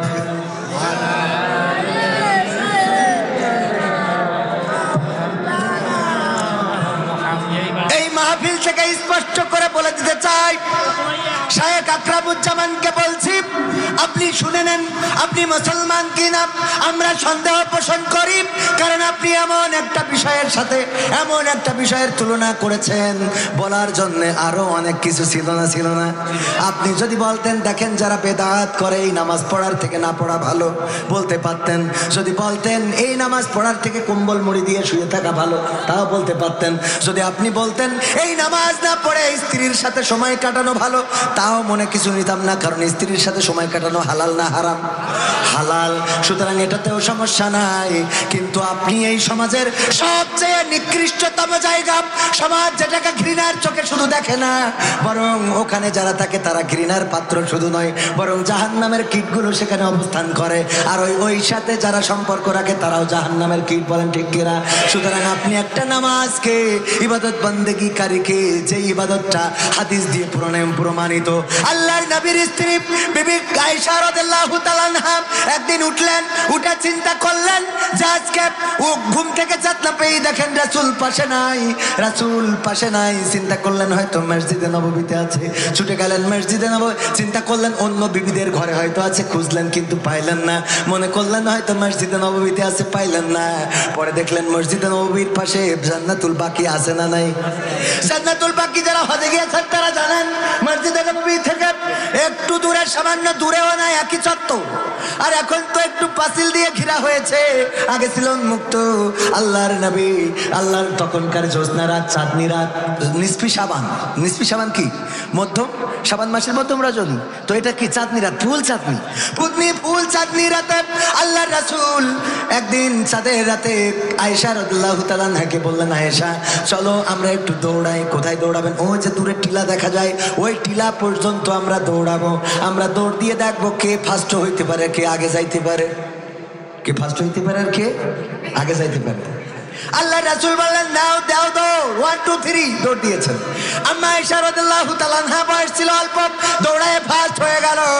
আম্মা আয়েশা খুব আনন্দিত পুলকিত হলেন, বললেন ওগো মুহাম্মদ, ওগো আমার স্বামী, আমি আপনাকে হারিয়ে দিলাম, আপনি কিন্তু হেরে গেছেন, গোল একখান দিয়ে দিয়েছি। আল্লাহর নবী বললেন টেনশন করার কিছু নেই, আবার একদিন দেখা যাবে। পরবর্তীতে আবার একদিন ডাকলেন, ডেকে বললেন আয়েশা চলো আজকে জ্যোৎস্না রাত, আবার যে একটু দৌড় দিই। দৌড় দিলেন। ওই দিন আল্লাহর নবী জিতে গেলেন। আম্মা আয়েশা মাথা নিচু করে দাঁড়িয়ে রইলেন। আল্লাহ রাসূল বললেন আয়েশা তুমি মন খারাপ করো না, আগের দিন তুমি আমার একটা গোল দিছিলে, আজকে ডুরা করে দিলাম। সুবহানাল্লাহ বলবেন না? আর এখনকার স্বামী রে বউয়ের সাথে সুন্দর করে কথা বলে না, কিন্তু ভাবির পালি একটু দৌড় প্রতিযোগিতা করবে, ঠিক না বেঠে? ভাবির সাথে হুজুর আপনি বোর সাথে দৌড়াতে বললেন না, যদি বলেন ভাবির সাথে পাল্লা দেবো, পাকা মুখ থাকা আছে না নাই? ওরে বউ আমার যেমন তেমন, শালি আমার মনের মতন গো, গান আছে না নাই? আবার ওই বউরাও বানাইছে স্বামী আমার যেমন তেমন, দাঁড়ায় আমার মনের মতন রে। এ যেরাম ওরাম নাউজুবিল্লাহ, আবার কি এ সারাদিন সিরিয়াল দেখে বাবা, এ সারাদিন চার দোকানে বসে কারিনা কাপুর দেখে, তবে ওখানে তো পাখি 3 পিস দেখবে, ঠিক না বেঠে? তুমি সারাদিন বিড়ি খাবা, অনেকেই বলে হুজুর আমার বর্জন একটু দোয়া করে দেন যেন আবুল হেদায়েত দান করে। কেন কয় আমার স্ত্রী আমার কথা শোনে না, আমার মত মতো চলে না, এই করে না তাই করে না, আমার স্ত্রীর জন্য হেদায়েত হয়ে যায় সেই দোয়া করে দেন। আমি বলি তুমি কি নামাজ পড়ো 5 ওয়াক্ত? কয় না হুজুর টাইম পাই না। কলাম তা তোমার তো এখনো হেদায়েত হয়নি, ওর হেদায়েত করবো কি করে, ঠিক না বেঠি? হেদায়েত আগে হওয়া দরকার কার? সারাদিন চায়ের দোকানে বসে বিড়ি টানবে, বিড়ি খেয়ে খেয়ে মাঝে মাঝে অনেকেই আছে আমারও ভক্ত, ওরা আবার মাইন্ড করবেন না, খুব ভালোবাসে, এসে বলে হুজুর আমি আপনার ভক্ত, একটা সেলফি তুলবো। এই কথা বলে আর মুখ দিয়ে ভকাত করি যে আল্লাহর ওলি, ওই যে হ্যাঁ ওই গন্ধ যে বেরোই সহ্য করা কষ্ট হয়ে যায়, তারপরেও তো ভক্ত একটু সহ্য করি যে নে তোল ভাই, কারণ তুই ভিডিও দেখলে আমার দুটো পয়সা হয়। আমাদের এক স্যার বলল তার এক চাচা ছিল সমবয়সী, কিছু চাচাও থাকে বন্ধুর মতো, থাকে না থাকে না, সমবয়সী চাচা অভিযোগ করেছে দেখ তোর চাচি আমাকে একটু কিস করতে দেয় না, আমি বাংলাটা বললাম না ইংরেজিটা বুঝে নেন, বলছে কিস করতে দেয় না, তুই যদি পারিস তো চাচির একদিন বলছেন সমস্যাটা কোন জায়গায়, জিজ্ঞেস করেছে চাচা অভিযোগ করলো তুমি নাকি একটু কিস, বলছে তোমার চাচা ওই বিড়ি খেয়ে খেয়ে মুখ এত গন্ধ করেছে যে ওর পাশার কাছে মুখ নেওয়া যাবে তা মুখের কাছে না।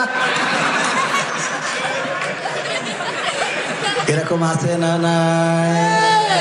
এই জাতীয় যদি থাকেন বাইরে কষ্ট করে বাড়িওয়ালার কষ্ট দিয়েন না, ওইটা একটু ছাড়ে, ওইটা ছেড়ে ভালো হয়ে যান, টাকা সেভাবে সন্তান সেভাবে, স্ত্রীরাও ভালো বলবে যে না আমার স্বামী ঠিক আছে, কিন্তু আপনার মুখ দিয়ে সুসো পুড়াই খালুয়া তো গন্ধ কয় না, যা আপনি পুড়াই খান, ঠিক না বেটি? এই কাজগুলো করে।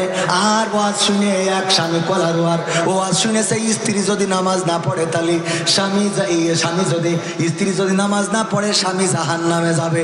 এই ওয়াজ শুনে বাড়ি যেয়ে পর বলছে ওট, বলছে কেন, বলছে ওট কি হয়েছে নামাজ পড়তে হবে কেন, বলছে হুজুর বললো বউ যদি নামাজ না পড়ে স্বামী জাহান্নামে যাবে।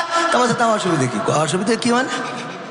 এই তোর বিয়ে করে নিয়ে আসলাম আমি, আর তোর জন্য আমি জাহান্নামে যাবো, তুই কি মনে করিস? অসুবিধা কি মানে? অসুবিধা কি? আরে বাবা অসুবিধা কি আবার করি? অসুবিধা কি? তুই যদি নামাজ না পড়িস তা আমি জাহান্নামে যাবো, অসুবিধা না? তা বলছে তুমি তো নামাজ পড়ো না, বলছে আমার জন্য আমি জাহান্নামে যাবো, অসুবিধা তোর জন্য যাবো কেন? আমার জন্য আমি যাই অসুবিধা নেই, কিন্তু তোর জন্য তো আমি জাহান্নামে যেতে পারবো। বলছে কাল খেতে পড়বেন তুমি, ও করি না কাল খেতে, এখন শীতের রাত ডিস্টার্ব করে, কি শীত ওর আগে নামাজ পড়ি কাল বেঁচে থাকবো, তার কোনো গ্যারান্টি আছে? উঠাইতে ওই শীতি উজু করাই নিয়ে আইসে শীতি বউ কাঁদতে যাবে, বলো এখন রাত 12টার সময় কে নামাজ কি পড়বো কোন সূরা, রুকু কয়টা সিজদা কয়টা, বলছে যাই পড়,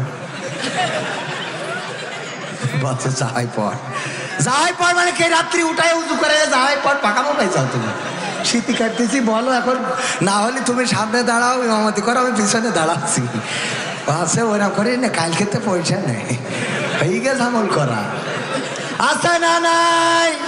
নিজে জানে না আবার স্ত্রীর তাপসী রাবিয়া ভাবে, স্ত্রীকে তাপসী রাবিয়া বানাইতে চায়। ওগো আমার স্বামীরা, ওগো আমার ভাইরা হবে না, ওগো আমার বাবাজিরা হবে না। যতক্ষণ পর্যন্ত না আপনি নামাজি হবেন, আজান হয়ে যাবে, মুয়াজ্জিন বলবে আসসালাতু খায়রুম মিনান নাওম। যখন বলবে আপনি মসজিদে চলে যাবেন, ঘুম থেকে উঠবেন, উজু করবেন, মসজিদে যাবেন, আপনি মসজিদ থেকে এসে দেখবেন আপনার স্ত্রীও চাই নামাজের পাটিতে বসে হয় নামাজে, না হয় কোরআনে তেলাওয়াতে ব্যস্ত আছি। ঠিক না বেঠে?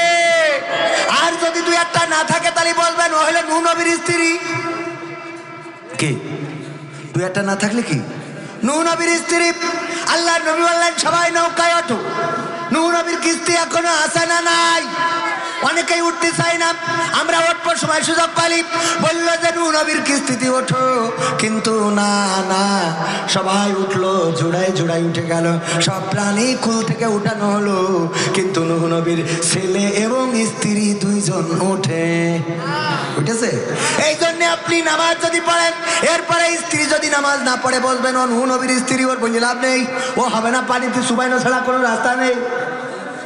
ওর জন্য একেবারে আল্লাহ ডাইরেক্ট সুবানি খাওয়া ছাড়া আর কোনো রাস্তা নেই। আপনাদের আগে ভালো হওয়া লাগবে। আপনারা যদি ভালো না হন, একজন আমার মা বোনেদের মধ্যে একজন ও মানত করিয়েছে যে হুজুরের আমি দুটো আমার এই যে কক কক করা ছাড় দেওয়া একটা মুরগি আছে, ছাড় দেওয়া মুরগি বলেন তো, কিছু মোরগ আছে যে মুসলমানিতে থুয়ে দেয়, ওইটা যেন বড় হয়, এটা করবেন না, ওকে তো শখ আল্লাহ থাকতে পারে। তো এই যে ধরেন মোরগ এই করেছে, করার পরে বড় হয়েছে, ওইটা হুজুরির খাওয়াবে। এখন হুজুরির দাওয়াত দিয়েছে, হুজুর বলতেছে আপনি কি নামাজ পড়েন? বলছে না। বলছে আমি বেনামাজির বাড়ি কোনোদিন খাইনে খাবো না। স্ত্রী যে বলছে, স্ত্রী গো হুজুর তো আকাটা মার খাও, বেনামাজির বাড়ি খাবে না। তা বলছে তাহলে তুমি নামাজ পড়ো। বলছে আমাদের তো হবে না। বলছে তাহলে আমি তো মানত করেছি, মোরগ যদি মরে যায় আল্লাহর কাছে কি জবাব দেবো? বলছে কি জবাব দেবো, আমি করবো কি? কই তুমি যে কোনো ভাবে তুমি হুজুরে রাজি করাও। বলছে আমি শুনেছি হাদিসে আম পাড়ায় নাকি আছে যে বোঝনি মিছে কথা খাওয়া যায়। হাদিসে আম পাড়ায় খুঁজে পেয়েছে, ওকে তো কিতাবে মানে অসুবিধা নেই, কিতাবে আছে। কোন কিতাবে? ফরহাদ হোসেন বলেছিল। কে বলেছিল? খাজা বাবা বলেছিল। এটা হইলো কিতাবে আছে। ও আমার ভাইয়েরা, যা কিতাবে আছে, কবির বিন সামাদ বলেছিল, এটা হইলো কিতাবের নাম। কিতাবে আছে, পেয়ে পেয়েছি যে বোঝন নিমিত্তে বলা যাবে, অসুবিধা নেই, আমি আর দুদিন যাক। তারপরে হুজুরির বলবানে দুদিন পরে হুজুরি বলছে হুজুর আমি নামাজ পড়া ধরেছি, এবার দাওয়াত চান। বলছে তাহলে ঠিক আছে যাবানে। হুজুর এসেছে, ভাত নিয়ে বসা, গোশতের মুরগির মোরগের গোশ দুই বাটিতে, খুব সুন্দর। এবার স্বামীকে ওই পুরুষকে বলতেছে বলো ফজরের নামাজ কয় রাকাত? বলছে হুজুর খাওয়ার সময় কথা কথি নেই। খাওয়ার সময় বলছে এ তো আমি বলবো, তুই বলিস কেন? ঠিক না বেঠে? কসমেটিক্স এর দোকানে গেলাম, যাওয়ার পরে বললাম ফেয়ার এন্ড লাভলি দেন। ও ফেয়ার এন্ড লাভলি বলছে কোনটা দেবো, আসল না নকল? আমি বললাম আসলটা দে। কেউ ওয়াজ করে কি কম টাকা পায় নাকি? ও দিদি গেছে, হঠাৎ করে দুইজন মহিলা এসে হাজির, এসে বলতেছে ভাই চিনতে পারিছেন? বলছে হ্যাঁ ওই যে আপনি সেই মালয়েশিয়ায় থাকে আমাদের আবুল ভাইয়ের বউ না? হ্যাঁ আজ অনেকদিন পরে আসলে, হ্যাঁ কেবল টাকা পাঠাইলো, উঠাই নিয়ে পরে আপনার দোকানে চলে আসি। বলছে হুজুর সরে যান। আমি বলছি সরিয়ে যাবো, তো ফেয়ার এন্ড লাভলি দেবেন না? বলছে হুজুর আপনার মুখে তো সব দাড়ি, বাঁকবেন কনে? তাই আমি বলছি দাড়ি নাই আমার উঠেছে, আমার বোধ তো আর উঠেনি। আমার বোর মাখাবা না আর আমি না হয় খাবা না। আমি মেয়েকেও দেখিস অত বেশি পরিষ্কার হয় না। বিয়ের আগে খুব মাখতাম যে ভালো জায়গায় যেন একটা বিয়ে হয়। বিয়ের পরে ফেয়ার এন্ড লাভলি মাখাই বাদ দিয়েছি, ও দরকার নেই, যা হওয়ার তা হয়েই গেছে, আর খেলা হবে না। হ্যাঁ ও আমার ভাইয়ারা, কি বিয়ের আগে একটু ভাব আসে না মানুষের মধ্যে? ভাই আসে, এটা আমরা ওই বয়স পার করতে আছি না, একটু চুলির ফ্যাশন ম্যাশন। তবে ওই যে কুত্তা কাটিং মাটিং দিনই আবার এটা মনে করি না। এখনকার সময় কুত্তা কাটিং আর যে ঘোড়া ছাট ওগুলো ছিল না আমাদের সময়। এইগুলো যারা দেয় চুল ধরি নেড়া করতে পারে, খাটাস টাকা। তো এই যে অবস্থা, এইগুলো যুবকেরা এই জাতীয় ছাড় দেওয়া যাবে না, এই জাতীয় ছাড় কাটিং মাটিং ভদ্রতার কাটিং দিয়ে রাখবেন, ওইটাই সুন্দর। ঠিক না বেঠিক? ও আমার ভাইয়েরা, এরপরে আমি বললাম দেন তাড়াতাড়ি। বাচ্চা হুজুর তা একটু শরীর দেখান, মেয়ে মানুষের গায়ে যদি ঘেঁষা লাগে গোটা হবে তো। আমি বলছি ওরে বাবা, আমি হুজুর হাদিস বলবো না, তুমি কসমেটিক দোকান তো আমার ফটো মারতেছ। এরকম ফটো দেওয়ার লোক আছে না নাই? তো এখন ওই যে বলছে যে বলেন আপনি ফজরের ফরজ নামাজ কয় রাকাত, আমি না শুনে খাবো না। বলছে হুজুর খাওয়ার সময় কথা বলতে নেই, খাওয়ার সময় কথা বলতে নেই, সে আমি জানি, বলা যাবে কি যাবে না, আমার গুনাহ হবে না, বলেন আপনি। বলছে হুজুর খেয়ে নেন, খাওয়ার শেষে লাস্টে বলে দেবো, শুনে চলে যাবেন। স্ত্রী রান্না করতে ইশারায় বলতেছে বলো 2 রাকাত 2 রাকাত, রান্না করতে দেখাইতেছে নকল। বলছে হুজুর খেয়ে নেন, হুজুর খান, লাস্টে আরে বউ বলছে 2 রাকাত। বলছে হুজুর বলাই কি লাগবে, হ্যাঁ বলা লাগবে। হুজুর ফজরের ফরজ নামাজ হইলো 4 রাকাত। হুজুরের রাগ হয়ে গেছে, উঠেতে ছাটা, ফজরের ফরজ নামাজ পড়া ধরে তো আমার সাথে মিথ্যে কথা। উঠে যে হাঁটাতেছে, স্ত্রী রান্না ঘরতে ঝাঁপ দেয়সি, বলছে এই মোরগ আমার এই মানতের গোস্ত হুজুরির খাওয়ানো লাগবে, না হলে আমি আল্লাহর কাছে দায়ী থেকে দেবো। এই এখন হবেটা কি, তুমি কইলে কি, আমি কবার রান্না করতে দেখালাম 2 রাকাত 2 রাকাত, এটা দেখাতে পারলে না। বলছে এই জন্য তো আল্লাহ তোর বউ করে রেখেছে। এই আমি যে হুজুরের 4 রাকাত বললি রাখতে পারিনি, ও 2 রাকাত বললি থাকতো, ও তো মাইরি বসতো আমার, আমি তো 2 রাকাত বাড়াই বলেছি, তাই থাকলো না।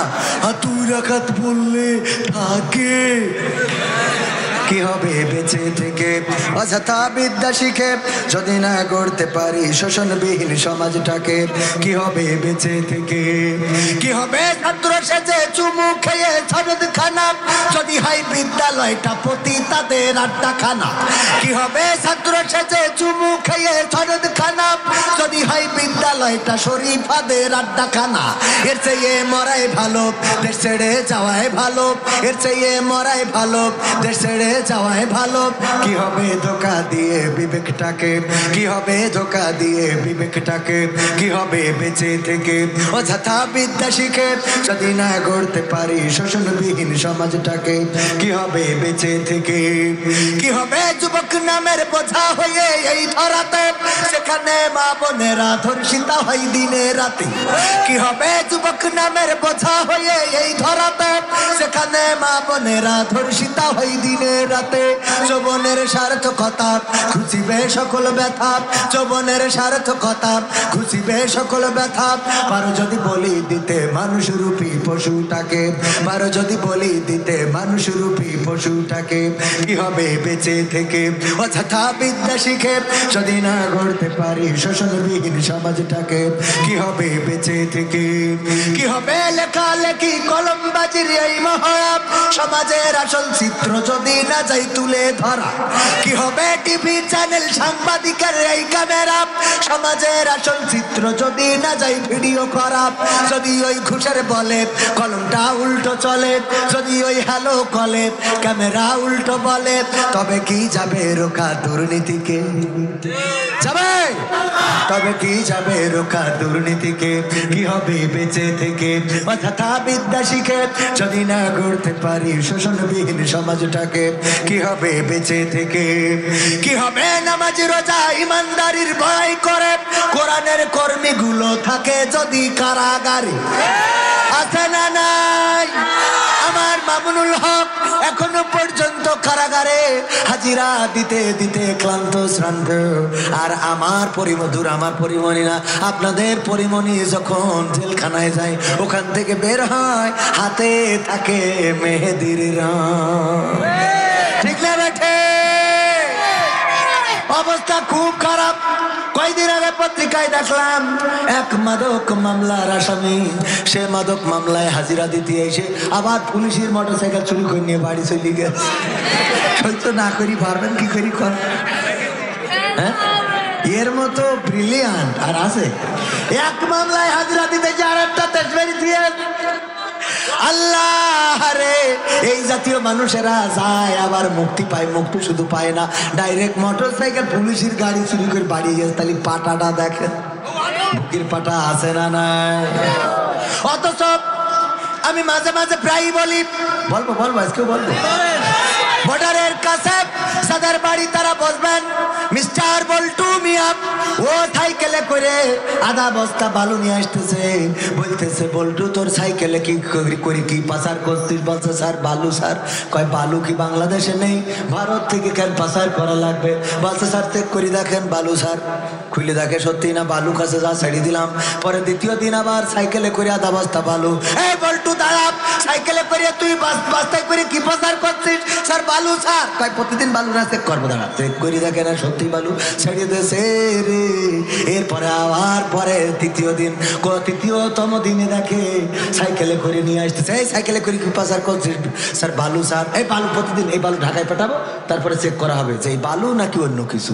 ঢাকায় পাঠালো, চেক করা হয়ে গেল, চেক করার পরে দেখে না বালু ছাড়া কিছু নেই। বল্টুর সাথে মুরারি কাঠির বাজারে দেখা, বল্টুরে বলতেছে বল্টু তুই একটু আল্লাহর কিনে করি আজকে ক, তুই প্রতিদিন সাইকেলে করে আধা বস্তা বালু কেন পাচার করিস? বালু কি বাংলাদেশে নেই যে তোর ভারতে পাচার করতে হবে এত কষ্ট করে? বলছে স্যার সত্যি বলবো নাকি? বলছে তুই সত্যি করি কর, তোর মা বাপের দোহাই দিয়ে বলছে, আল্লাহর কসম দিয়ে বলছি। বলছে স্যার গো আমি আসলে সাইকেলে করে বালু পাচার করি না, আমি ডাইরেক্ট ওই সাইকেলটা পাচার করি। কি পাচার করে? ওই সাইকেল পাচার করার পরে পরে চেক করে কি? আমাদের অবস্থা তাই। কত বড় বড় আসামি, কত খুনি, কত বাটপার, কত সিটার, কত পকেটমার, কত বৈজ অজ্ঞান পার্টি, কত সর্বহারা পার্টি, সবাই বাংলাদেশটারে কলুষিত করে রেখেছে। আর আমার আলেম ওলামার পকেটে তাসবিটা কয়টা দানা আছে আর মেসওয়াকটা কয় হাত লম্বা এইটা খুঁজে দেখা হয়, ঠিক না বেঠে? আমার আলেম ওলামা কারাগারে গেলে তাদের মুক্তি মেলা বড় কষ্ট হয়ে যায়, অথচ বাংলাদেশ থেকে আমার টাইপারা কোটপাড়া মানুষেরা যখন সরকারের টাকাগুলো নিয়ে যায় সুইজারল্যান্ডের সুইস ব্যাংকে, অথবা কানাডার বেগম পাড়ায়, কিংবা লন্ডনের সিলেটি পাড়ায়, অথবা আমেরিকার বাইডেনের হোয়াইট হাউসের পাশে, এদেরকে ধরার মতো দেখার মতো তেমন মানুষ পাওয়া যায়। তবে একটা বিষয় মাথায় রাখবেন, সবাই খারাপ না, আবার সব কিছু খারাপ না। অনেকেই মনে করে আমলিগ মানে খারাপ, পুলিশ মানে খারাপ, বিডিআর মানে খারাপ, বিজেপি মানে খারাপ, জামাত মানে খারাপ, কওমি মানে খারাপ, মাঝভান্ডার মানে যে যেটা ভালো মনে করে ওর বাইরে সবাইরা কি মনে করে? খারাপ মনে করে। এটা মনে করা যাবে? আমার প্রশাসনের ভাইয়েরা অনেক ভালো মানুষ, দেখেন পূজা হস্তে মাইক চালাইতে দেশে, আমাদেরও মালিক মাইক চালাইতে দেশে দেশে না, ও দু একদিন বন্ধ করে, কিন্তু ওটা ভাইদের দোষ না। ভাইদের উপর থেকে মাঝে মাঝে যখন আসে তখন বন্ধ করা লাগে না? লাগে না? আবার ইকেন থেকেও কাটি করার লোক আছে না নাই? এই দিকে বলে ফরহাদ ভাই, আমাদের ফরহাদ হোসেন ভাই বলে তোরা মাহফিল কর, আমি আমার পক্ষ থেকে 5,000 টাকা দিলাম, আর ফোন করি বলে স্যার একটু দেখে রেখে ওরা আওয়াজ দেবো, সব মাহফিল মারা হয় আছে না? মানে আপনি না এখানে দেয় আর ওখানে কাটি দেয়, আছে না নাই? প্রশাসনের ভাইদের দোষী করার কোনো দরকার নেই, ভাইরা অনেক ভালো কাজ করে। একবার একজন বেলুনি করে মানে ওই ব্যাটারি ভ্যানের ব্যাটারি আছে না, ওই ব্যাটারি চার্জ ফুরাই গেছে, নষ্ট হয়ে গেছে, ব্যাটারি পাল্টাতে হবে, তো টাকা পাচ্ছে না, কোনো লাইনে টাকা হয়নি, গেটে দাঁড়ায় তাও কেউ দিন। তো পরে চিন্তা করলো মাহফিল এসে পারলাম না, মসজিদের গেটে দাঁড়ালাম তাও হইলো না, কেউ আমার লোনও দিলে না, তা আমি আল্লাহর কাছে চিঠি লিখবো। তো করিস কি হয়েছে, এই বেলুনি করি আল্লাহর কাছে চিঠি লিখে, একটা চিঠি লিখে ওই বেলুনি করি ব্যাংকে ছেড়ে দেয় যে আল্লাহর কাছে পৌঁছাক, আল্লাহর কাছে লিখে আল্লাহ আমার 40,000 টাকা লাগবে, ইতি আবুল ফকির। তো এখন এই লিখে পাঠায় দেয়, ওই ডে পাশে ছিল থানা, যেই খালি থানায় পড়ে, ওই যেই উড়ে দেয় ওই পাশে বাতাসে যেই গাছে আটকে থানায় পড়ে।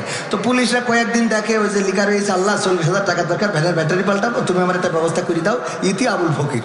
তো এই দেখে ওই পুলিশরা চিন্তা করলো আমাদের একটা কিছু করা দরকার, গরিব মানুষ প্রতিদিন আল্লাহর কাছে চিঠি লেখে, তো বললো সবাই এক কাজ করো, কিছু কিছু চাঁদা দাও, দিয়ে দেখি এই লোকটার একটু হেল্প করা যায় কিনা। তো সবাই চাঁদা দিয়েছে, টাকা উঠেছে 20,000। কয় হাজার? নিয়ে গেছে আবুল ফকিরের বাড়ি, যে বলছে যে আবুল ফকির সাহেব আমরা এসেছি থানা থেকে, তোমার খুব কষ্ট, আল্লাহর কাছে চিঠি লেখো, আল্লাহ 40,000 টাকার ব্যবস্থা করে দাও, এই নাও আমরা তোমার কাছে 20,000 টাকা দিয়ে গেলাম, আর 20,000 টাকা কষ্ট মষ্ট করে জোগাড় করে ভ্যানের ব্যাটারিটা পাল্টাইয়ে নিয়ে আনে। এইবার চলে গেছে, ও আবার আর একটা চিঠি লিখে বেলুনি উড়াই দিয়েছে, সেটাও যেয়ে থানায় পড়িয়েছে, ওইটা পুলিশরা পড়িয়েতে পুরো অজ্ঞান হয়ে যাওয়ার অবস্থা। ওখানে লিখা রয়েছে ওগো আল্লাহ আমি তোমার কাছে 40,000 টাকা চাইছি, তুমি পাঠাবা ঠিক আছে, কিন্তু পুলিশ দিয়ে কেন পাঠাইলে, ওরা তো 20,000 ছাড়ি খেয়েছে। কি সহ্য করা যায়? পাঠাই যাও তা 20,000 ছাড়িয়ে তার 20,000 দিয়ে গেছে, তুমি ওকে দিয়ে কেন পাঠালে? মানে মানুষের মেন্টালি কি একটা অবস্থা করলে। অথচ এত কষ্ট করে টাকা উঠালো, উঠায়ে দেওয়ার চেষ্টা করলো, গরিবের পাশে দাঁড়ায় পুলিশ প্রশাসনের ভাইয়েরা। তাদেরকে প্রতিপক্ষ মনে করবেন না, তারা আইনের সেবক, আইন যা বলে তাই করে।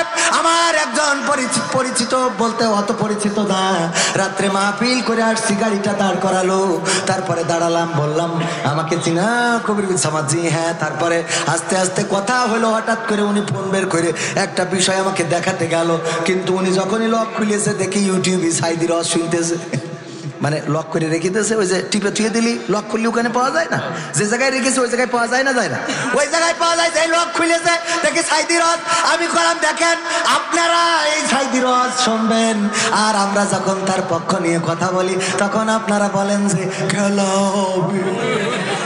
কেন করে না বলেন? মনে মনে গোপনে রাত্রে অন্ধকারে আবু জাহেল, আবুল আহাব তারাও কোরআন শুনত। আল্লাহ রাসূল যখন কোরআন পড়তেন, আরে কত সুন্দর সুরের বাণী। এই সুর আমার তো কণ্ঠ ভালো না, আমার তেলাওয়াতও ভালো না। এই বছরও আমি কওমি মাদ্রাসায় রমজানে থাকবো 10 দিন। কয়দিন? কওমি মাদ্রাসায়। আপনারা, আমি কিন্তু কওমি বিরোধী না। অনেকেই মনে করে হুজুর মানে আলিয়ার হুজুর কওমি বিরোধী না, আলিয়ার হুজুর আবার কলেজেও পড়েছি, আবার কওমি মাদ্রাসায়ও। হ্যাঁ, একদম 10 দিন কইছি, 10 দিন চিল্লা দেবো, কারণ আমার তেলাওয়াতে একটু টান টানে ঝামেলা হয়। শুনুন, অস্বীকার করতে তো অসুবিধা নেই, ভুল হয় তা করবো কি, এই জন্য ঠিক করতে হবে আগে। ও শুধু আজকের বেড়ালি হবে না, শিকার দরকার আছে না? নেই শিকার কোনো বয়স আছে? দুর্বলতা স্বীকার করলে কোনো অসুবিধা আছে? দুর্বলতা স্বীকার করলে করে, কিন্তু আমাদের দেশের মানুষ হলো ট্রলের রাজধানী। কে রাজধানী? ট্রলের রাজধানী। কেউ যদি সরলভাবে কিছু প্রকাশ করে ওইটারে ট্রল করবে। দেখো নিজে মুখে বললো, সে কিছু জানে না। তা জানি না তো, আমার থেকে বড় জানেওয়ালা কে? আল্লাহ থেকে আমরা বেশি জানি না? জানি না। আমি অনেকের থেকেই কম জানি, এটা বলতে কোনো অসুবিধা নেই, কারণ জানি কম, বেশি বললে লাভ আছে কোনো? বেশি বললি ওই সেই ওই ইমামের মতো হবে। এক ইমাম একজন জুব্বা গায়ে দিয়ে বাজার গেছে, বাজার করতে, মাগরিবের ওয়াক্তে ইমাম নেই, মানে আজ ওই ইমাম গেছে ছুটিতে, বাচ্চা কাছে হয় না ঠিক মতো, তো ছুটিতে গেছে। যাওয়ার পরে যে ইমাম সাহেব ওই জহর আর আসর পড়াইতেছে, যে ফেরি আমার ফরহাদ হোসেন ভাই পড়াইছে, কারণ জানে যে জহরে আর আসরে একটু চুপ থাকিতে রুকু সিজদা করলে হয়, অসুবিধে নেই। কিন্তু মাগরিবের সময় বলছে না, আমি সামনে যাবো না বাবু, তোমরা যাবো। এখন কেউ সামনে যেতে চাই না, যে আমি যাবো কি, আমার যে সূরা ফাতিহা যা পড়বানে এ শুনে ফেরেশতা তো দৌড় দিবেন, ওই শয়তান আসবেন না, এরকম আছে না? আমি বলছি সূরা ফাতিহা পড়েন দিন, বলছে আউযুবিল্লাহি মিনাশ শাইতানির রাজিম মালিকি ইয়াউমিদ্দিন। কোনতে কোনে নিয়ে যে লাগাই দিলে আমি নিজেও টের পেলাম না। তো এই হইলো অবস্থা। এখন বলছে তাহলে চলে একটা ইমাম খুঁজে দেখি মুরালিকাঠির বাজারে বা কলারবার বাজারে যাইয়ে দেখে যে একজন জুব্বা গায়ে দোয়া বাজার করতেছে। বলছে হুজুর একটু আসেন, একটু নামাজটা পড়াই দেন হুজুর। তা বলছে ভাই আমি পারি না, আমার নিয়ে হবে না। তো বলছে না আরে বাবা, যারা পারে তারা এরকম কয় আসেন দিন, মাগরিবের ওয়াক্ত চলে যাচ্ছে, সেই দুটি দাঁড়াইছিলাম, কেউ আসলো না, একটু আসে, জোর করে ট্রেনের সামনে দাঁড় করাইতেছে। ও প্রথম রাকাতে সূরা ফাতিহার সাথে সূরা ইখলাস পড়িয়ে সিজদায় যাইয়ে বলছে আল্লাহ সারা জীবনে যা মুখস্থ করিস তাতে এক রাকাতে 23 বার আসে, দ্বিতীয় রাকাতে করবো কি? তো আস্তে আস্তে একা একা উঠে, ওই সময় মসজিদ ছিল চাষের বেড়া, খেজুরি পাতা দিয়ে ইটি করা হইতো, তো এক পাশে দেখে একটু ফাঁকা আছে, ও উঠে বাজার করতে চলে গেছে। আর এরা তো সিজদায় পড়ে আছে, মনে করছে আল্লাহ কত বড় আল্লাহর অলিরে যে আজকে নিয়ে আসি, তো এক সিজদায় পুলসিরাত পার করতে দেবে। কিন্তু কিছু তো ডিজিটাল মুসাল্লি থাকে না, টিকটক মুসাল্লি, পিছনতে একজন উঠি বলছে সব যে পড়িয়া আছে সে ইমামই তো নেই। তো সবাই উঠি কয় খেরে ইমাম নেই মানে? পরে দেখে না সত্যি ইমাম নেই, কয় যার সেই নামাজ পড়ো, তারপরে নামাজ শেষে ইমামের খোঁজা হবে। নামাজ শেষে যেই দেখে মেসো হাটে মাছ কিনতেছে, বলছে হুজুর খেয়ে আসেন, আপনি এ করলেন কি? বলছে কি করেছি মানে আপনি কিচ্ছু করেননি, আমাদের ওখানে কি বিকাই দেয় ফেলাই ছাড়লেন আপনি। আপনি যদি আজকে যদি ওই সামনেটা না উঠতো তো আজকে সকালেই যেত, তো টের পাতাম না। তো বলছে ভাই আমি বললাম না যে আমি পারি না। তো বলছে পারেন না এটা আপনি কি আপনি পারেন না এটা, তা আমাকে সিজদাতে তুলে দিয়ে আসবেন না? আপনি পারেন না ভালো কথা, সিজদাতে তুলে দিয়ে এসে সামনে দিয়ে আসলি তো আমরা বলতাম যে আপনি চলে গেছেন, এখন আমরা যা করার করি, কিন্তু আপনি তো তা করেননি। আর এত বড় জুব্বা গায়ে কেন আপনার? তা বলছে ভাই রে আসলে এই কথাটা জিজ্ঞেস করলি তুই, আজ কদিন ধরে দেয়া মেঘলা, বউ কাপড় কেজি দিয়েছে তা শুকাচ্ছে না, আমার ভাই ইমামতি করে খাই, আজকে ভাই জামাটা গাইতে আমি বাজার করতে আইছি, আর আমার ধরে নিয়ে তো সামনে বসাইতেছে না, আমার দিয়ে হয়। তো আমার অবস্থা ঠিক ওই হুজুরির মতো। এই ধৈর্য নিয়ে চেয়ারে বসাই দেন, আমি যে বেড়া খুঁজি যে কমলে দৌড় দেবো। আর বেশি সময় বাকি নেই, আর 20 মিনিটের মধ্যে বেড়া খুঁজে পার হয়ে যাবো ইনশাআল্লাহ। কালকে মাহফিল হইল পঞ্চগড়। কি গড়? পঞ্চগড়। এই রাত্রি অর্ধেক পথে গই ছুটি হবে, তা না হলে কালকে যেয়ে পৌঁছতে পারবো না। তো এই জন্যে আমার বলছিল যে হুজুর আপনার যদি প্রধান বক্তার পরে উঠায় তাহলে কি আপনি অখুশি হবেন? বললাম অখুশি তো অখুশি, কথাই তো বলবো না, কেন আমি দ্বিতীয় বক্তা, আমার ভাড়া করেছেন তৃতীয় বক্তার, আমি প্রধান বক্তার কাজ করবো কেন? এই চায়ের দামে শরবত চালিত হবে না, হবে? বা টিকিট করেছেন আপনি নর্মালে, যে এসি খুঁজতেছেন, হবে? হ্যাঁ, তো এই জন্য আমি দ্বিতীয় বক্তা, সেকেন্ড বক্তার ওয়াজ করে চলে যাবো। প্রধান বক্তা এসে কুপান দেবে লাস্টে। থাকবেন তো ইনশাআল্লাহ? থাকা যাবে ইনশাআল্লাহ? তাহলে গানটা গায় আর একটু নাকি। কি হবে বেঁচে থেকে, কি হবে নামাজি রোজা ইমানদারির ভড়াই করে, কোরআনের কর্মীগুলো থাকে যদি কারাগারে। কি হবে নামাজি রোজা ইমানদারির ভড়াই করে, কোরআনের খাদেম যারা তারা যদি থাকে কারাগারে। মসজিদের কোণে বসে জিকির যত করো কষে, মসজিদের কোণে বসে তসবিহ যত টানো ঠেসে, এভাবে যাই না পাওয়া আল্লাহকে, যাবে এভাবে যায় না পাওয়া আল্লাহকে। কি হবে বেঁচে থেকে অযথা বিদ্যা শিখে, যদি না গড়তে পারি শোষণবিহীন সমাজটাকে।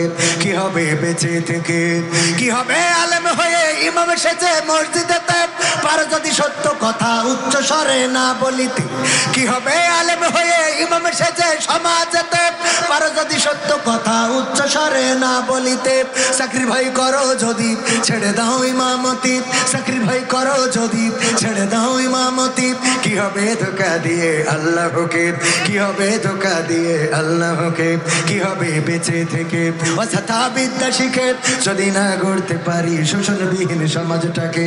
কি হবে বেঁচে থেকে, কি হবে নেতা হয়ে জনবলে ঘাট ফুলিয়ে, কলারুয়া গরম দেখে যদি থাকো ঘরে শুয়ে।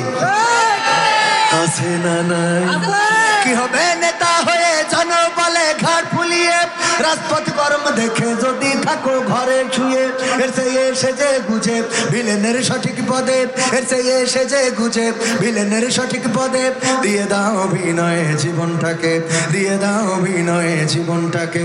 কি হবে বেঁচে থেকে অযথা বিদ্যা শিখে, যদি না গড়তে পারি শোষণবিহীন সমাজটাকে।